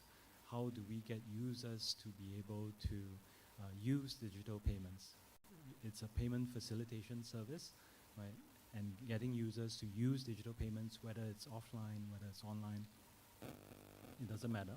And to Farhan's point earlier in the day, right, how do we then partner with the likes of other fintechs, as well as our banking partners as well, right, to facilitate the payments, to encourage the use of digital payments, right? And Google being Google and our presence on the digital space, we would then likewise benefit if the digital ecosystem benefits as a whole, right? So that's one aspect of it. The other aspect of it is also to complement that of our billion user platform. So our consumer payments offerings are divided into three. The Google Pay application, which is currently present only in 3 markets. So it's present in India. That's our largest market for the Google Pay application. Singapore, as well as the US. The other application, which is more prevalent across many markets around the world, we are roughly at about 60 markets now around the world and continuing to grow. It's the Google Wallet application. That's the application that we launched in Malaysia back in November, and we are looking to continue working with more banking partners as well as other partners to offer things like your boarding passes, like what AirAsia has done, as well as other non-commercial use cases. Because the vision for the Google Wallet product is essentially how do we replace the user's physical wallet with that of a digital wallet, right? So that in their everyday use cases, they don't have to actually carry out a physical wallet. The last consumer payments offering is that of our online API. Right? Currently, if you go to certain applications, I believe in Malaysia you have the likes of like Shopee as well as some of our payment gateway partners who have enabled the Google Pay online API. You see the Buy with Google Pay button. Right? That button is to essentially facilitate the ease of checkout. Right? Because again, the goal here is to ease the checkout so that users will use digital payments more. Okay, well, I mean, I learned something new today, which was the difference between Google Wallet and Google Pay. So it wasn't as clear, but yeah, now I get it. And I think this is where perhaps, you know, if anybody can pull off Google Pay, I think you're with the right group of people, right? I think if there's aspirations to do it something, it's really what Farhan saw in India, which we think is the way. If we're going to take this forward, it's probably the right way to have a direct pass through, and you know, we'll be happy to explore this with you, right? So okay, over to you, CC. I think maybe you just give a little bit of a rundown about yourself, and you know, Faith was when Boost first started. I think some context was we actually looked to Faith. Faith was sort of like our role. We had a little bit of a role model from Maybank, because Maybank did something that was very clever, which we liked, which was the first full digital onboarding for merchants, and it was fairly seamless, pretty quick, almost real-time settlements, pretty cool. And I think we also looked at Faith, because Faith was, you know, they had probably the best UI UX at that point in time. They already thought through many of the problems that we didn't even think we were going to encounter, and they already started figuring those things out. And they were way before us, right? I mean, they were the biggest player at one point in time. So maybe CC, you can share like your journey since then and what you've seen of the industry and the landscape since then. Yeah, thanks a lot, Gary. Yeah, and thanks a lot, PayNet, for having me. Yeah, I think 6 years ago, I spoke at the Malaysia E-Payments Excellence Award, which is a PayNet event, 6 years, 2 days ago. And I still remember that time I was asking the audience, right, would you one day donate, if you leave your wallet or your phone, which one will you go back to take? And I think on your shirt, don't use cash lah, I guess. So maybe today, how many of you will not use, if you forget your wallet and phone, which one will you go back and take? Who will go back and take your wallet? Okay, so only 2-3 hands. So I think 98% of people actually would not bother to grab your wallets. So I think that's where no more cash, right? So I think that's a good one. Yeah. So for Faith, I think we are honored to build on in the early days. I think like back then when Joel has a bunch of questions, sometimes he'll call Gary, like how to bounce some ideas. And we have some of a lot of early folks that built at KY was there. Can you, Arvin, somewhere in the room as well. I think like a lot of folks that built up a lot of our journey. And I think for us, we know that what our strength and what our gap. A lot of players in the e-wallets are huge, right? Boost, we have Axiata, Maybank, Grab, Shopee, Touch and Go. All of them have, on their own, big, or with their parents as super big. There's no way as a small startups we can play that game.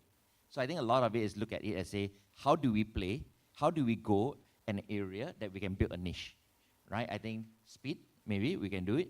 User interface is built on. And I think we latch on the merchant loyalty aspects, right? So I think that we basically enable customers to pay and get a cash back. So I think in Singapore, we partner with GPay. We build it through, we did with DBS Payla, we did UOB Tomorrow, we did with Singtel Dash, and recently with Touch and Go as well. Like with Maybank, we did a CASA tokenization recently. So enable you to basically tokenize your Maybank account within Faith app. So when you pay on Faith Pay, you don't need to lock in your Maybank if you choose to, right? So I think a lot of those innovations building through, and we choose to work with a lot of partners and building that. So I think that's sort of where I see Faith is today. And 2 years ago, PineLabs acquired us. So for those from India, you know that PineLabs is huge in there, right? So I think basically think of GHL, but it's in India at a huge scale there. So they process tens of billions of US dollar worth of transactions there. So I think it's leveraging on that with a payment terminals that they have, with us, with our QR and the cashback solutions, or the deals that we bought from Groupon. How do we synergize across, right? And work with partners to drive. So I think that's sort of how I see Faith connecting. And I think happy to dive further. On personal front, I think Gary mentioned a bit. Yeah, I did invest a bunch of early stage startups as well. yeah, I got honor to invest in Wilson as well, Policy Street, and a bunch of others. So I think for me is a lot of it is the founder. What's the drive in the founder? What the problem that you want to solve, right? I think a lot of it is that. Yeah, but I think happy to take it offline if any of you want to talk. But I think today we'll focus on the payments topic. Okay, those that need money, just look for CC after the session. Okay, so. And when we talk about innovation, we rather you don't innovate how to bypass PayNet. So maybe let's focus on how you innovate with PayNet. How do you innovate with PayNet?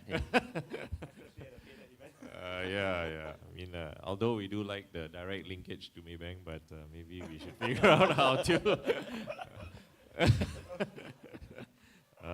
Okay, so Wilson, maybe over to you, right? I think, innovation, one thing that we are hoping for is that we are recognized, we're not quite there yet. I think we're not far from it, but we're not quite there as Malaysia as an innovation hub. When we talk about startups, one thing, where do you want to set up? A lot of them still stay in Singapore. Although they recognize that the cost is higher and whatever else, I think we always pitch it as infrastructure is pretty good here. Yet we still face it. It's not as bad as before, of course. It's come a long way, and I think maybe you guys, right, an association like yourselves could be someone we could work with to see how we can change this mindset. But maybe some thoughts on you on us at Malaysia being innovation hub and what you've seen. You mentioned that you guys have grown leaps and bounds in terms of membership, right? But I think maybe some thoughts about more international players and bring them in. And maybe the other question that I always ask the panelists is there something that PayNet can do? Because aside from today, PayNet hasn't had a lot of interaction with the FinTech Association, and of course we would love to change that. Since we have this opportunity, we get your thoughts on perhaps what you think someone like PayNet can do together with yourselves, all right? Yep, sure. Yeah, thanks, Gary. I'll tackle these questions in two parts. The first part is more in relation to the payment sector in Malaysia as a whole, and the second part is more on whether Malaysia can be positioned as a regional fintech hub. So if you were to refer to the fintech map 2022 produced by my good friend Vincent from FinTech News, you could see a very stark statement in the sense that if you were to group all these payment-related companies together, the payment company, the e-wallets, and also remittances company into the payment category, out of 300 fintech companies in Malaysia which are tracked in the fintech map, close to 40%, about 130 of them, fall under the category of payment. It shows that the entire payment industry is a very important pillar for the fintech landscape in Malaysia. And why is this so? I feel that this is because payment vertical is really the infrastructure. It's the highway for a lot more other different fintech models to flourish, including insurance, which is a sector that my company, Policy Street, is in. When it comes to claims, when it comes to premium payment and collection, it is also deeply correlated with the advancement of payment. And this is where I'm very certain that with the advancement and development from PayNet towards growing the payment infra in Malaysia, it will further cement the nations to be a leading frontier for payment and fintech in this region. And this kind of sideways to my second point. I believe that Malaysia as a country, we need to definitely better position ourselves, tell better story. We are kind of squeezed in between.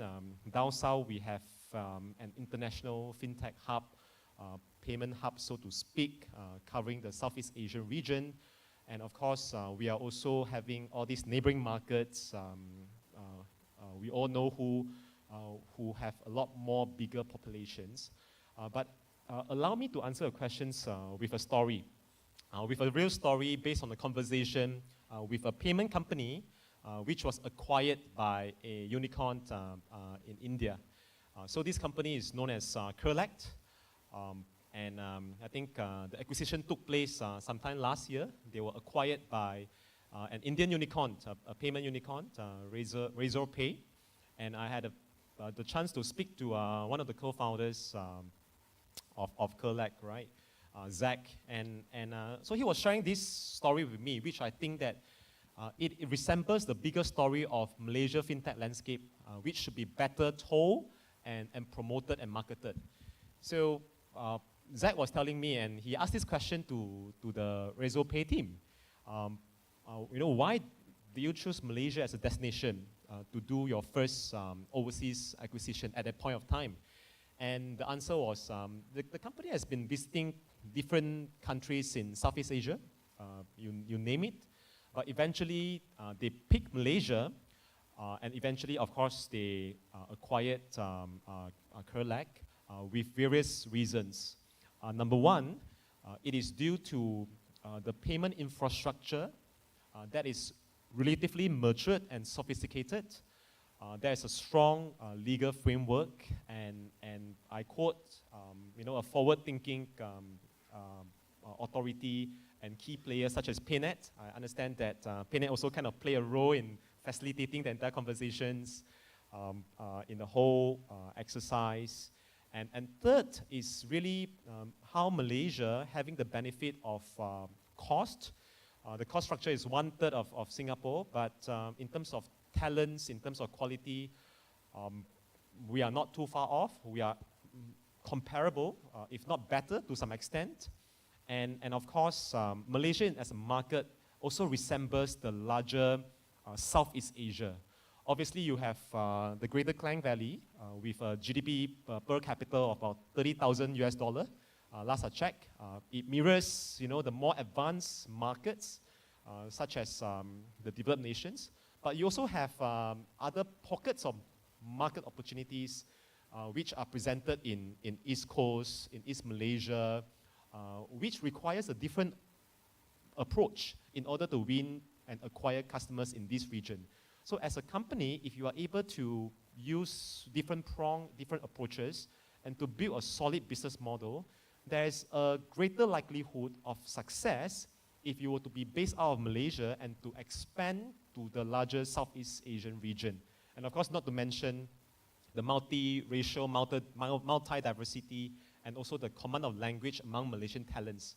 So when I was chatting with him, and it all these things that we take by granted form the secret ingredients for the success of Malaysia fintech companies at large.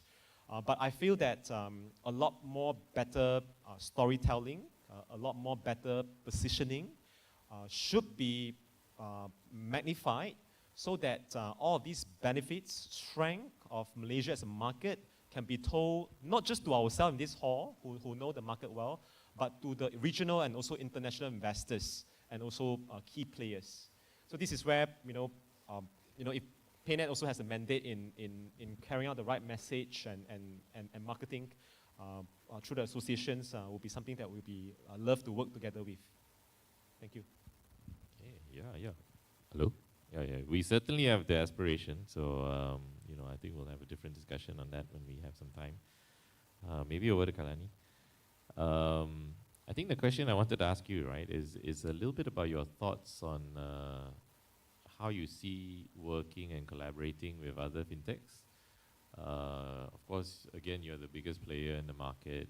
Anybody that is able to leverage off either your technology or user base would definitely benefit from it. So, I mean, one example would be, to what extent would you collaborate with either another digibank or a fintech? So, let's say you had micro apps, mini apps. I think something like me and Chen Chao were just talking about it earlier.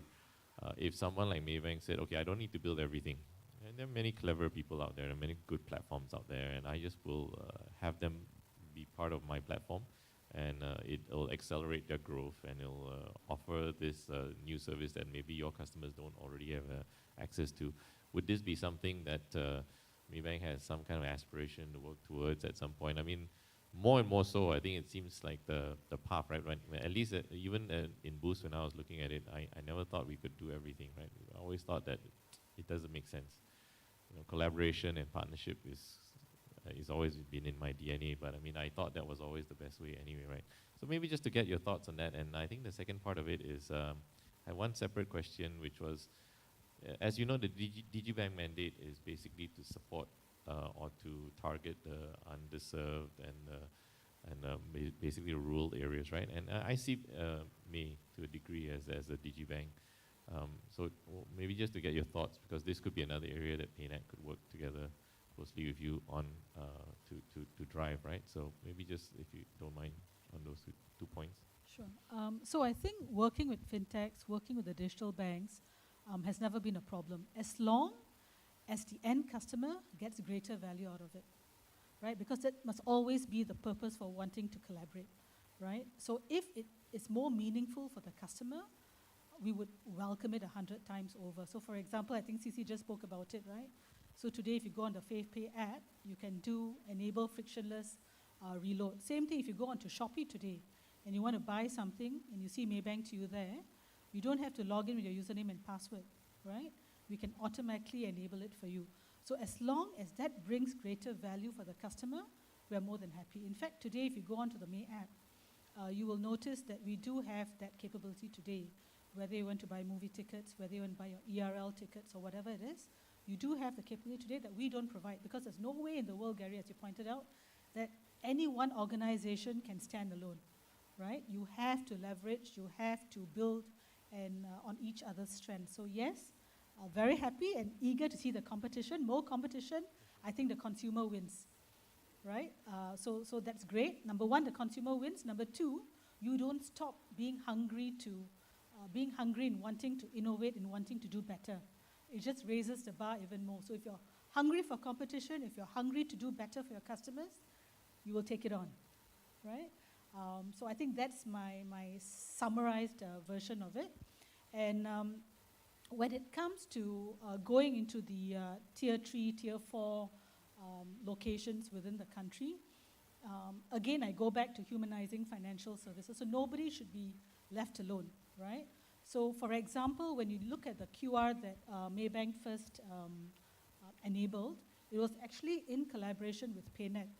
Because the thought process was this: the micro SME can be a customer of any bank. It doesn't matter, right? What Maybank is trying to do is to help facilitate payments, accepting collections from customer, and to pass it through the rails that PayNet already has, so that micro SME gets his money instantaneously. That guy who's selling nasi lemak is hard-earned money, right? He needs his day-earned wages in order to be able to get his supplies for the next day. And at that point in time, a lot of the merchants, at the very best, they got their money T+1. None of them got their money immediately, right? So we felt that if we could collaborate with PayNet and we could then give or return that money to the SME instantly, that will bring more value for the micro SME. So that's how we started, and I'm sure there's a lot more to collaborate, right? We've got a lot of people whom we have still not reached out to get them to be on that digital journey with us. And there's also fear. And sometimes it's perceived fear rather than real fear.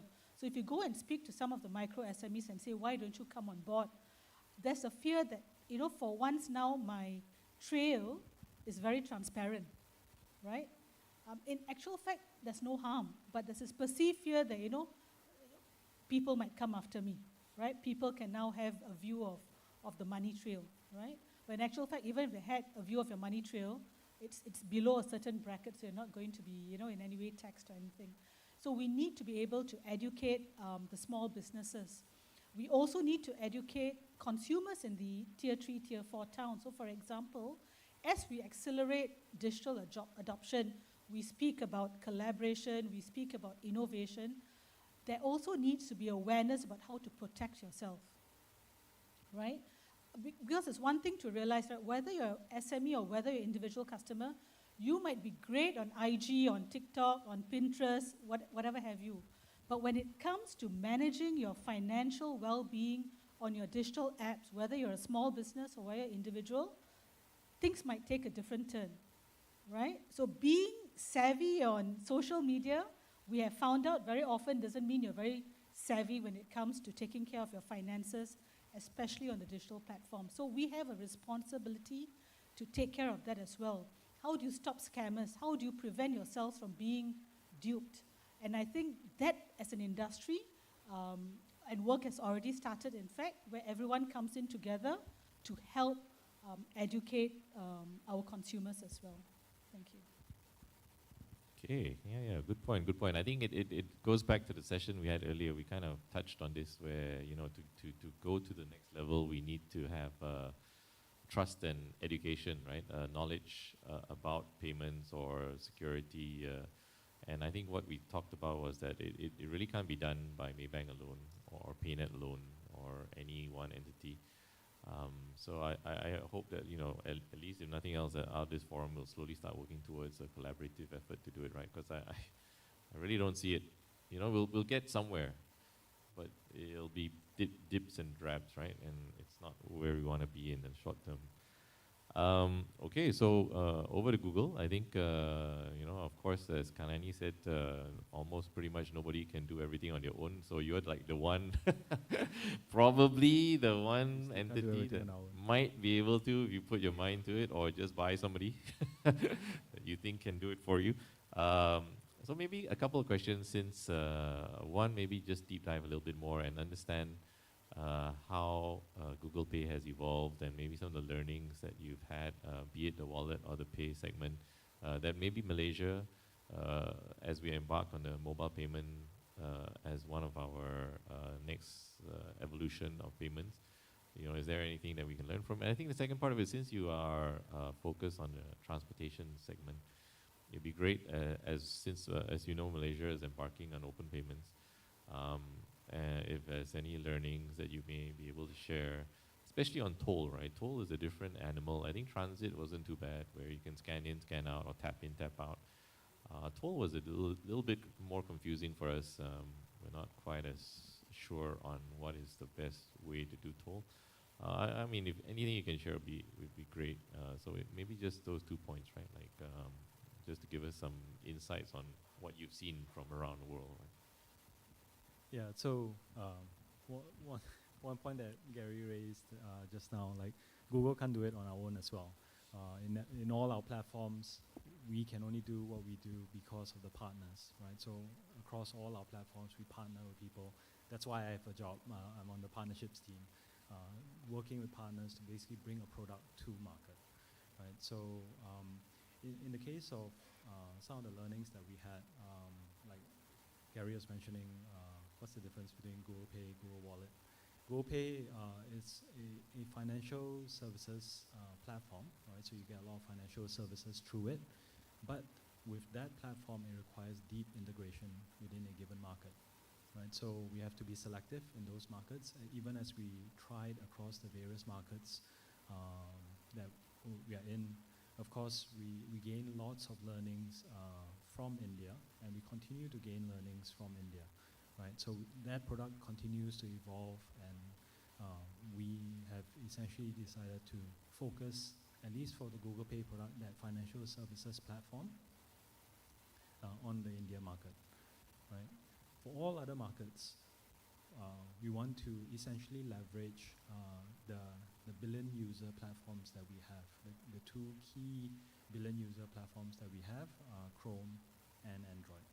Right, so the two other consumer payments offerings that I mentioned about basically supports those two, right? So on one hand, you have the Google Pay Online API, right? That essentially supports users in transacting whether on the Android application or whether on the Chrome website, right? And this cuts across any browser and not just limited to Chrome. Right, but of course, the primary use case there is to support the Chrome browser. The other piece is essentially our Google Wallet application. Right.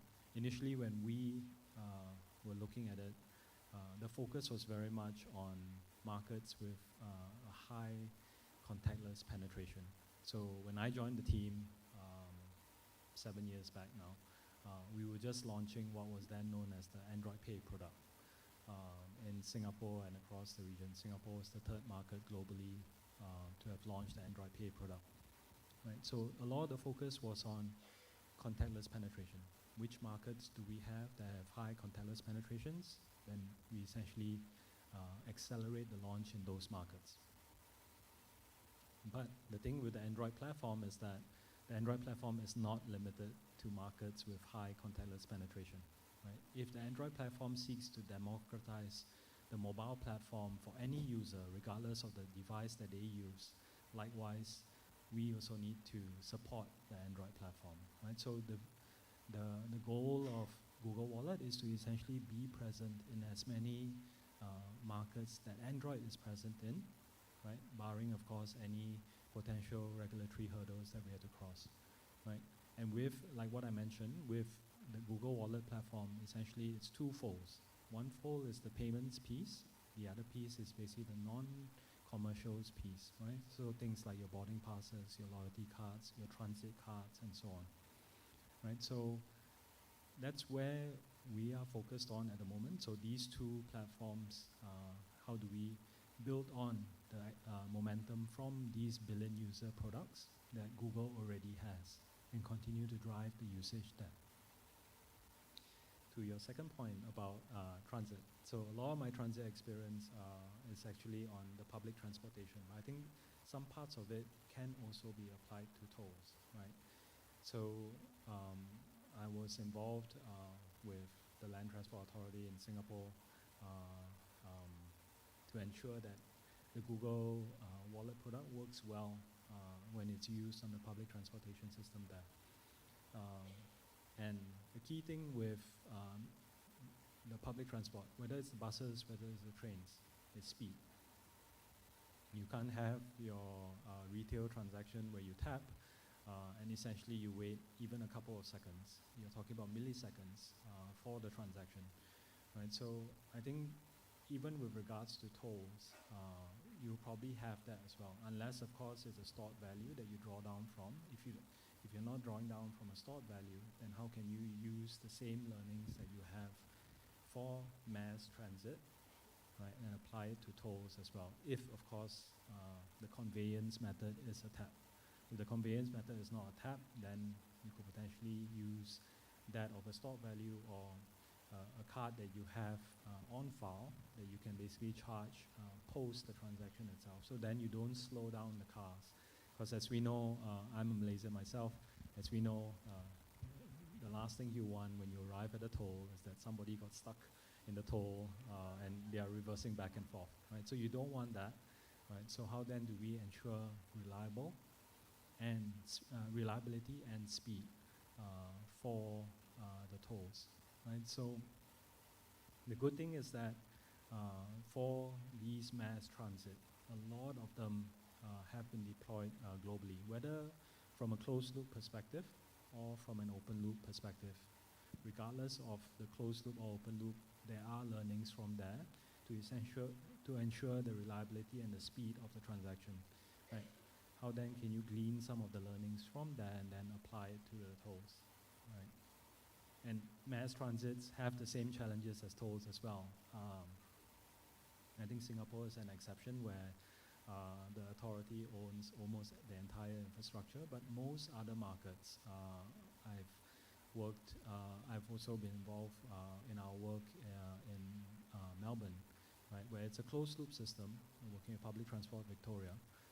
And in that case, Public Transport Victoria issues the cards, but they are involved with many, many different public transport operators.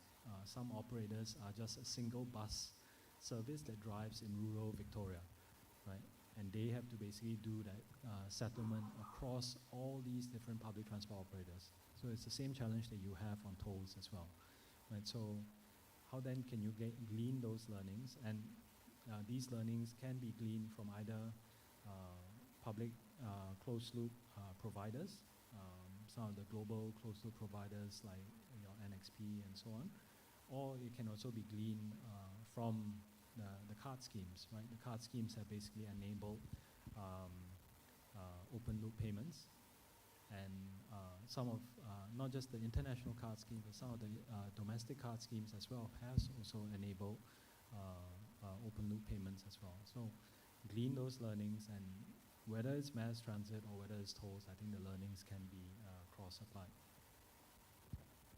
Okay, I think we could spend like half a day on this, so I think we'll save that for another time. But definitely something that's of interest to us. PayNet looks as our role as, of course, helping all Malaysians and you know, mobility and transit is a very important part of everyone's daily commute. And if we can play some part of it, I think we'd be very happy to do so, of course, to have the best user experience. So, okay, maybe over to you, CC.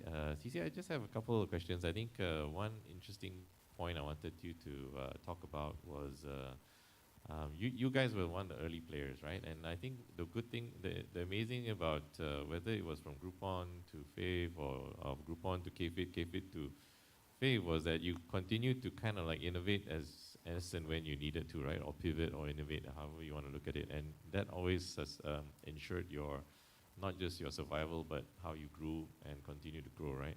So I think now that you know you've done the payment route, and now it's a very tight space, as we all know. So many people are in the payment game. So maybe first question is, you know, maybe some thoughts about is there a new innovation coming, or is there some direction for Fave that we can look forward to in the near future?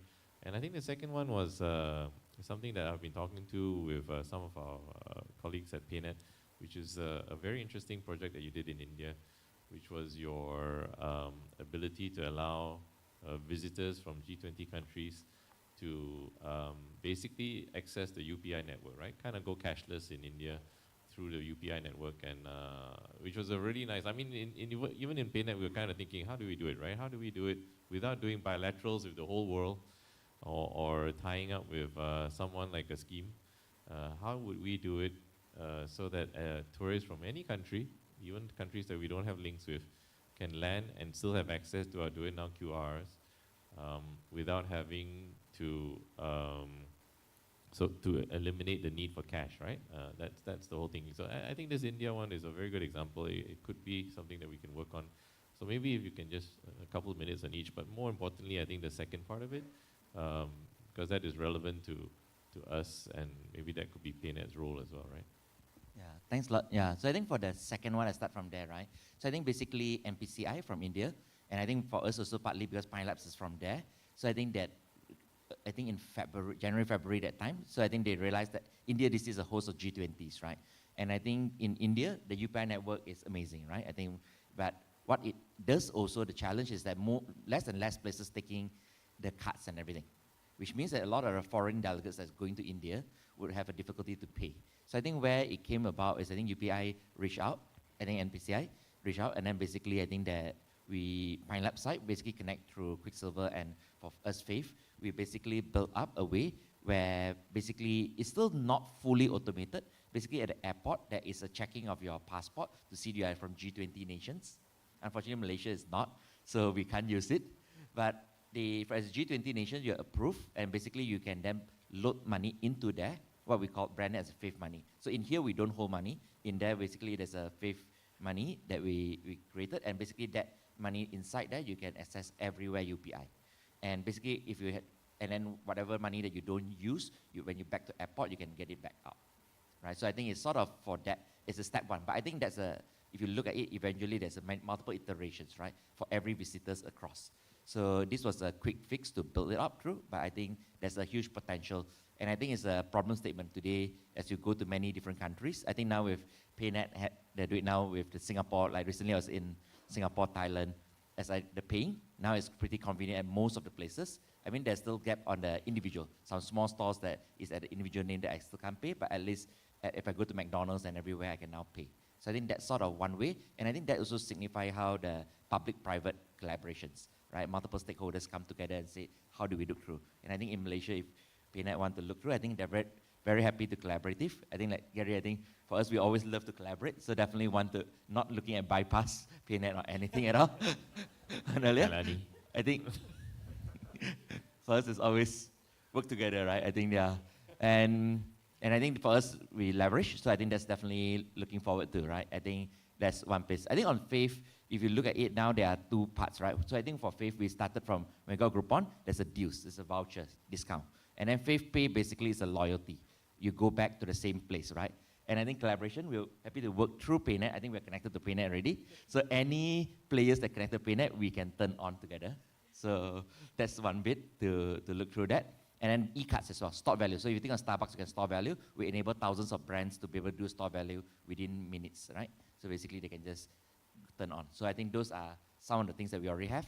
PineLabs has the credit card terminals, right? So if you think on it today, a lot of the credit card terminals and the QR are not talking to each other. So I think one of the bit is how do you get these two to talk to each other and synergize a lot. So I think we have consolidated the sales team actually. So PineLab sales team and Faith sales teams are now one team for BizDev side. So I think it's how do we synergize there. And of course, there's another piece of online that hopefully we'll be able to connect the dots across. So I think that's sort of how I look at the landscape on this tree, right, and connect through. And the markets that it will be Malaysia, Singapore, and India. I think as we go into India, there's not the UPI that we talk about. A lot of the work is actually built in Malaysia, right? Our engineers here, that's coded here. So I think there's a lot of the work that people here can build for the global. Okay, thank you, CC. It looks like we, again, are running a little short of time, slightly over, but great panel here. So I think an opportunity, maybe there's 4 people, maybe we'll open up for 4 questions at least. So anybody that has any questions, I mean, if you just want to ask CC for money, you can do that separately, but any other general questions, please, please raise your hands.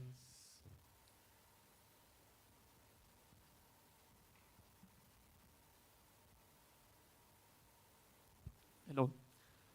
It's going to be a good opportunity for us to learn, at least from Maybank, the big brother. So, question to Kalani. Hearing from what you have said, you are ready to collaborate with fintechs and, of course, to take challenges, right? So, as a group CDO, what would be your probably top challenges in terms of digibank you can foresee in the near future? Yeah, would you mind just sharing like where you're from? So all right, so this is Yok Yu from Simpulse.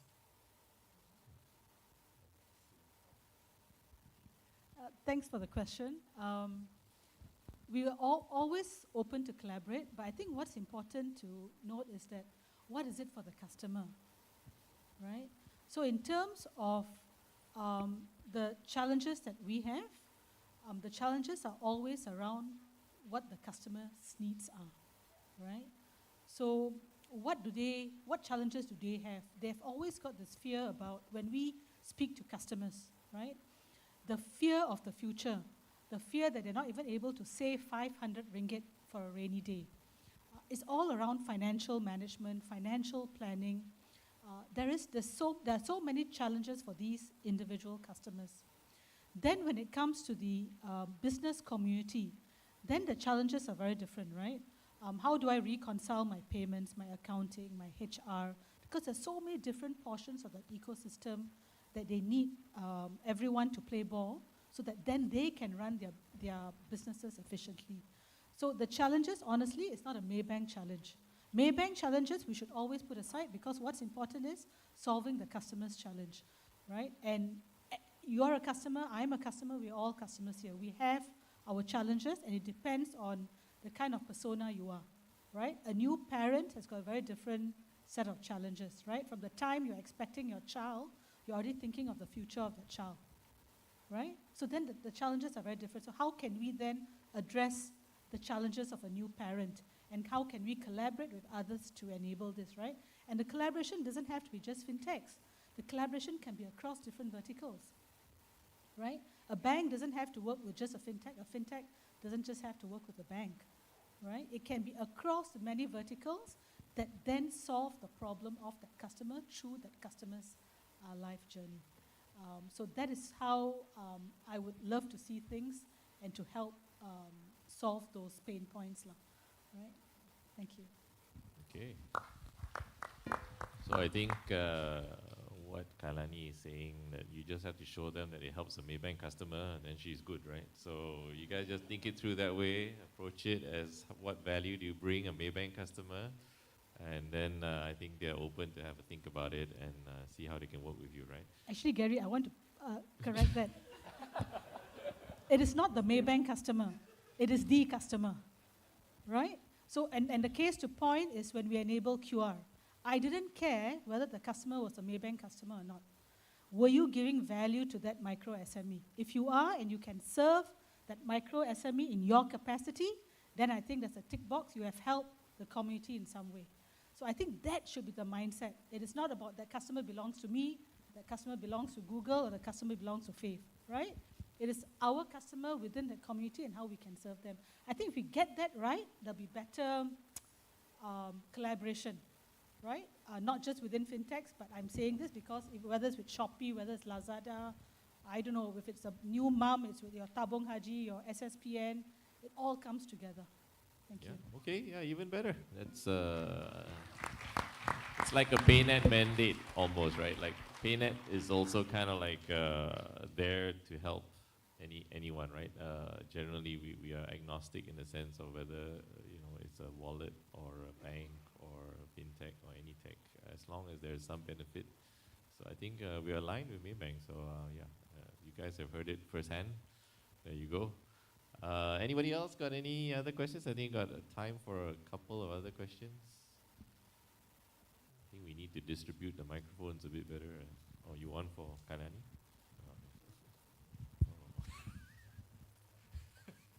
Hi, this is Lou from FIS. So my question might be to Maybank or not to Maybank. So it's a general question. So it's about Open API or PSD2 like. So I hear about a lot of integration works between Faith and the rest and the Maybank as well to enable services and the products, right? So, what's the view between Maybank and Faith on how to make these things works easier for Malaysian industry? Like what we have seen in other countries like Europe on making this as an open API, a regulated one that is actually easier for most of the fintech or the industry player to actually get on the same services, yeah.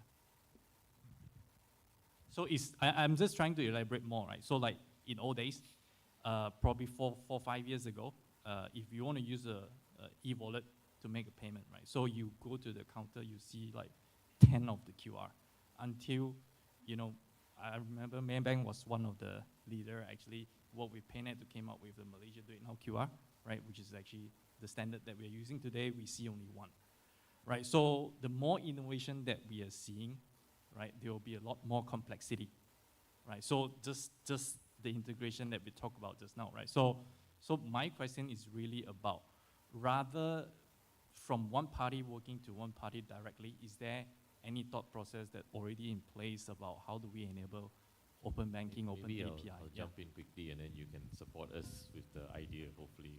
So I think this is actually not far from what PayNet is trying to do, right? PayNet is actually trying to be that entity that has an API layer that allows fintechs to connect to. I think Farhan alluded to this earlier. If you were in the earlier session, we kind of talked about it.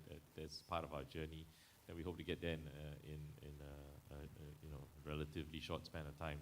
But it is something, and I think that we're in the right place in a sense, right? It's very difficult if you do, if Maybank opens and offers an open API, then basically you can connect to Maybank, yes, but that's it, right? You have one bank, although they are the biggest bank. So I think what we were hoping for is if we had that layer and we had the support of banks to also join into this initiative. Basically, the banks only need to connect to us, and then fintechs and only need to connect to us. They don't need to do an integration with all of the banks separately, which could be an honor. Then they'll have to assess, is this worth their time? Is this whatever it is, right? I mean, no matter what, a bank still needs to, even with an open API, they need to do the testing and making sure that it works and whatever else. It still takes up some time. So we're kind of hoping to take on some of that load, of course, with the support of our friendly banks. I don't know if that answers the question, but I mean, Kalani, maybe you can share your thoughts on, whether something like that will work in your mind. Is this the preferred route, or do you already have plans to launch open APIs? I'm not PayNet. Actually, when you asked that question, the first thing that came to my mind is our RPP initiative, right? So that is where, if you are a merchant, you just have to connect into PayNet, and all the banks are there, including Maybank. And with that one API connection, you get to collect payments from all banks, and even the e-wallets are part of that ecosystem. So that is definitely something that Maybank is already working on today with PayNet. So that will actually help the industry in a whole. But at the same time, we do have our own plugins as well, right? As we believe that it's something that we need to nurture and grow, right? So the richer the ecosystem is, the better. But I think the first thing that came into my mind is to leverage off the RPP ecosystem that's being created. I think that's the easiest way to get into the ecosystem and accept payments. Thank you. Okay. I mean, I think our standpoint is, while payments is important, I think that layer can do a lot more, right? So I think that's where we need to work together and collaborate on. And is it KYC? Is it offering other product services? Payment is always going to be like maybe the last mile, right? Everything ties up to payment at some point. But I think there are probably other bits. Maybe that's what the question is more towards. But yeah, I mean, it's in a nutshell, I say you're open to collaborations and. Oh, I'm free after 4 p.m. today. But talking about Gary, I think the other area that as a country we need to move on is national identity, right? That's a big one, I think, that as a country we really need to move on. And I think even banks were looking forward to that because there's a huge, there's a lot of potential in that as well. Thank you. I think we need to see whether the organizer can slot in another 30-minute session, because that's another discussion altogether, right? But yes, we agree with you. PayNet definitely is on board. In fact, it's on our agenda, and it's something that we're working on, as we probably shared with you. Maybe one last question, and then, the young man in front. I have a question too. No, one question, and I think the lens that I have is coming to the country for the first time, and one thing I mentioned a little bit earlier on is the POS confusion with many logos, and so eight QR boards, and each board with a row of logos, and sometimes horizontally, vertically, sideways. And I think this is generally in the, when I see like payments in most parts of the world, it's in the US certainly it's the highest ROI business and the biggest business for any bank, for JP Morgan Chase or whatever else, right? But here it's very much not like that. And part of the reason I see is that there's the adoption, the usage, is at a very early stage where people are fighting for the commodity bits, which is the acceptance marks and the commodity of the data routing, instead of the service level, which is where you actually make money. So I think I've seen things with all three of you, not you, but so I don't want to point just one person, but I think I see new taps coming from everybody. How do we, and that just suppresses the market entirely. So everybody's doing it, and instead of growing the market, we're suppressing the market. What do you think it will take for us to stop competing on acceptance marks, simplify the point of sale experience for Malaysians so that they know there's only one QR and one way to pay, and not 8 QRs. 4 of them are the same. 2 might be another one. One is an older version of the last one, and one is there just for decoration. How do we change that view? Yeah, Not just at you, everybody.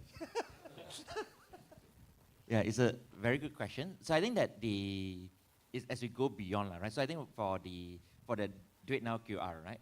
I think for Faith, what the layer that we built is also there's a merchant cashback layer. So I think for us, it's sort of, and which is already plugged into PayNet. So I think that's sort of one layer on top besides the payments. But yeah, I think is there a way to synergize further? I think in the end is how do we create a win-win-win-win for every parties? I think that's maybe as everyone look at the lens, right? As we, let's say, and I think how Malaysia did it, they do it now, and how Singapore did SGQR at the current iterations was slightly different. So Singapore is one QR, but everyone need to acquire separately. You actually can't pay across, but it's one QR, but everyone has a small logo below. Whereas Malaysia is a different QR, but each of the QR can pay across everywhere. So I think that's sort of a slight 2 iterations there. But yeah, I think definitely happy to sit together and see how to find win-win synergy that drives the national through. Yeah, I think from my lens, it's more from a consumer payments lens, right? So from a consumer payments lens, how we can essentially facilitate the ease of payments is how do we onboard as many different forms of payments as possible. Right? Of course, at this present point in time, our consumer payments offering essentially is very highly card-based, right? Which may not necessarily bode well, especially in these parts of the world. And we recognize it at least from our Google's own platforms. So for example, if you go to any of Google's platforms, whether it's YouTube, whether it's Google Play, in Malaysia, you can actually use e-wallets to pay on our platform. So we do recognize that as well, right?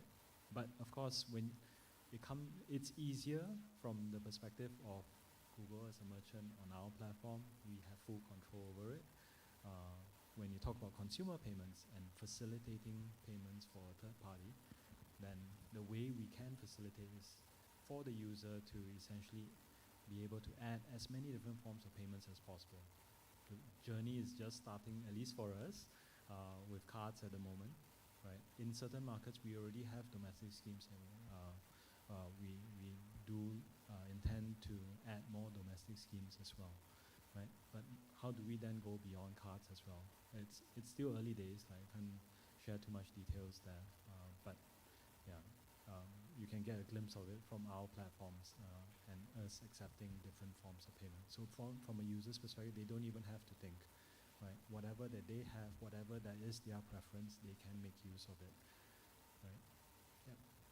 Okay, add a bit. Let's for Fave app, we already got Touch and Go, Grab Pay, and Boost besides credit cards, debit cards. So those, and also FX. So those are already in, and then happy to add more. So I think that's also in line to that direction. That's from the app perspective, but not on the POS perspective. Yeah. You don't have to if you don't want to. But I just want to say that having that one QR is pivotal, right? And that is why when Maybank launched it, we did it in collaboration with PayNet, because it didn't make sense to have 10 different collaterals for the customer to choose, right? But to CC's point, I think what all issuers or even acquirers should think about is that how do you put that, because at the end of the day, payments will become like the plumbing behind, right? You can't, there's not so much you can squeeze out of it ultimately, right? So what is it that you add over and above payments that will give more value to the customer? And that person or that institution that can do it well will be the one who will be able to then attract more customers to their ecosystem. That's just my thought. Thank you. Okay, I think we're out of time, and this is probably the last time you'll see me as a moderator since all my sessions have overrun. So, thank you to the panel, especially to Wei. Shout out to Wei. Wei came all the way from Singapore just for this session. So, big round of applause. Thank you. We appreciate it very much. Looking forward to working closely with you in the future. And yeah, that's about it for this panel. Over to you. All right, thank you so much. And please, let's all take a photo of the panel. And ladies and gentlemen, let's give it up for the final panel for today at Everything Payment Summit. Such insightful sharing from the panel as well. Thank you so much. All right, with that, ladies and gentlemen, we have come to the end of Everything Payment Summit. And we'll see tomorrow. We'll see you all tomorrow for the Payment Showcase, Payment Innovation Showcase. And just a quick reminder, the registration tomorrow opens at 9 a.m. And the parking, if you're driving, the parking is flat rate RM10 and no validation is required. All right, so we'll see you all tomorrow.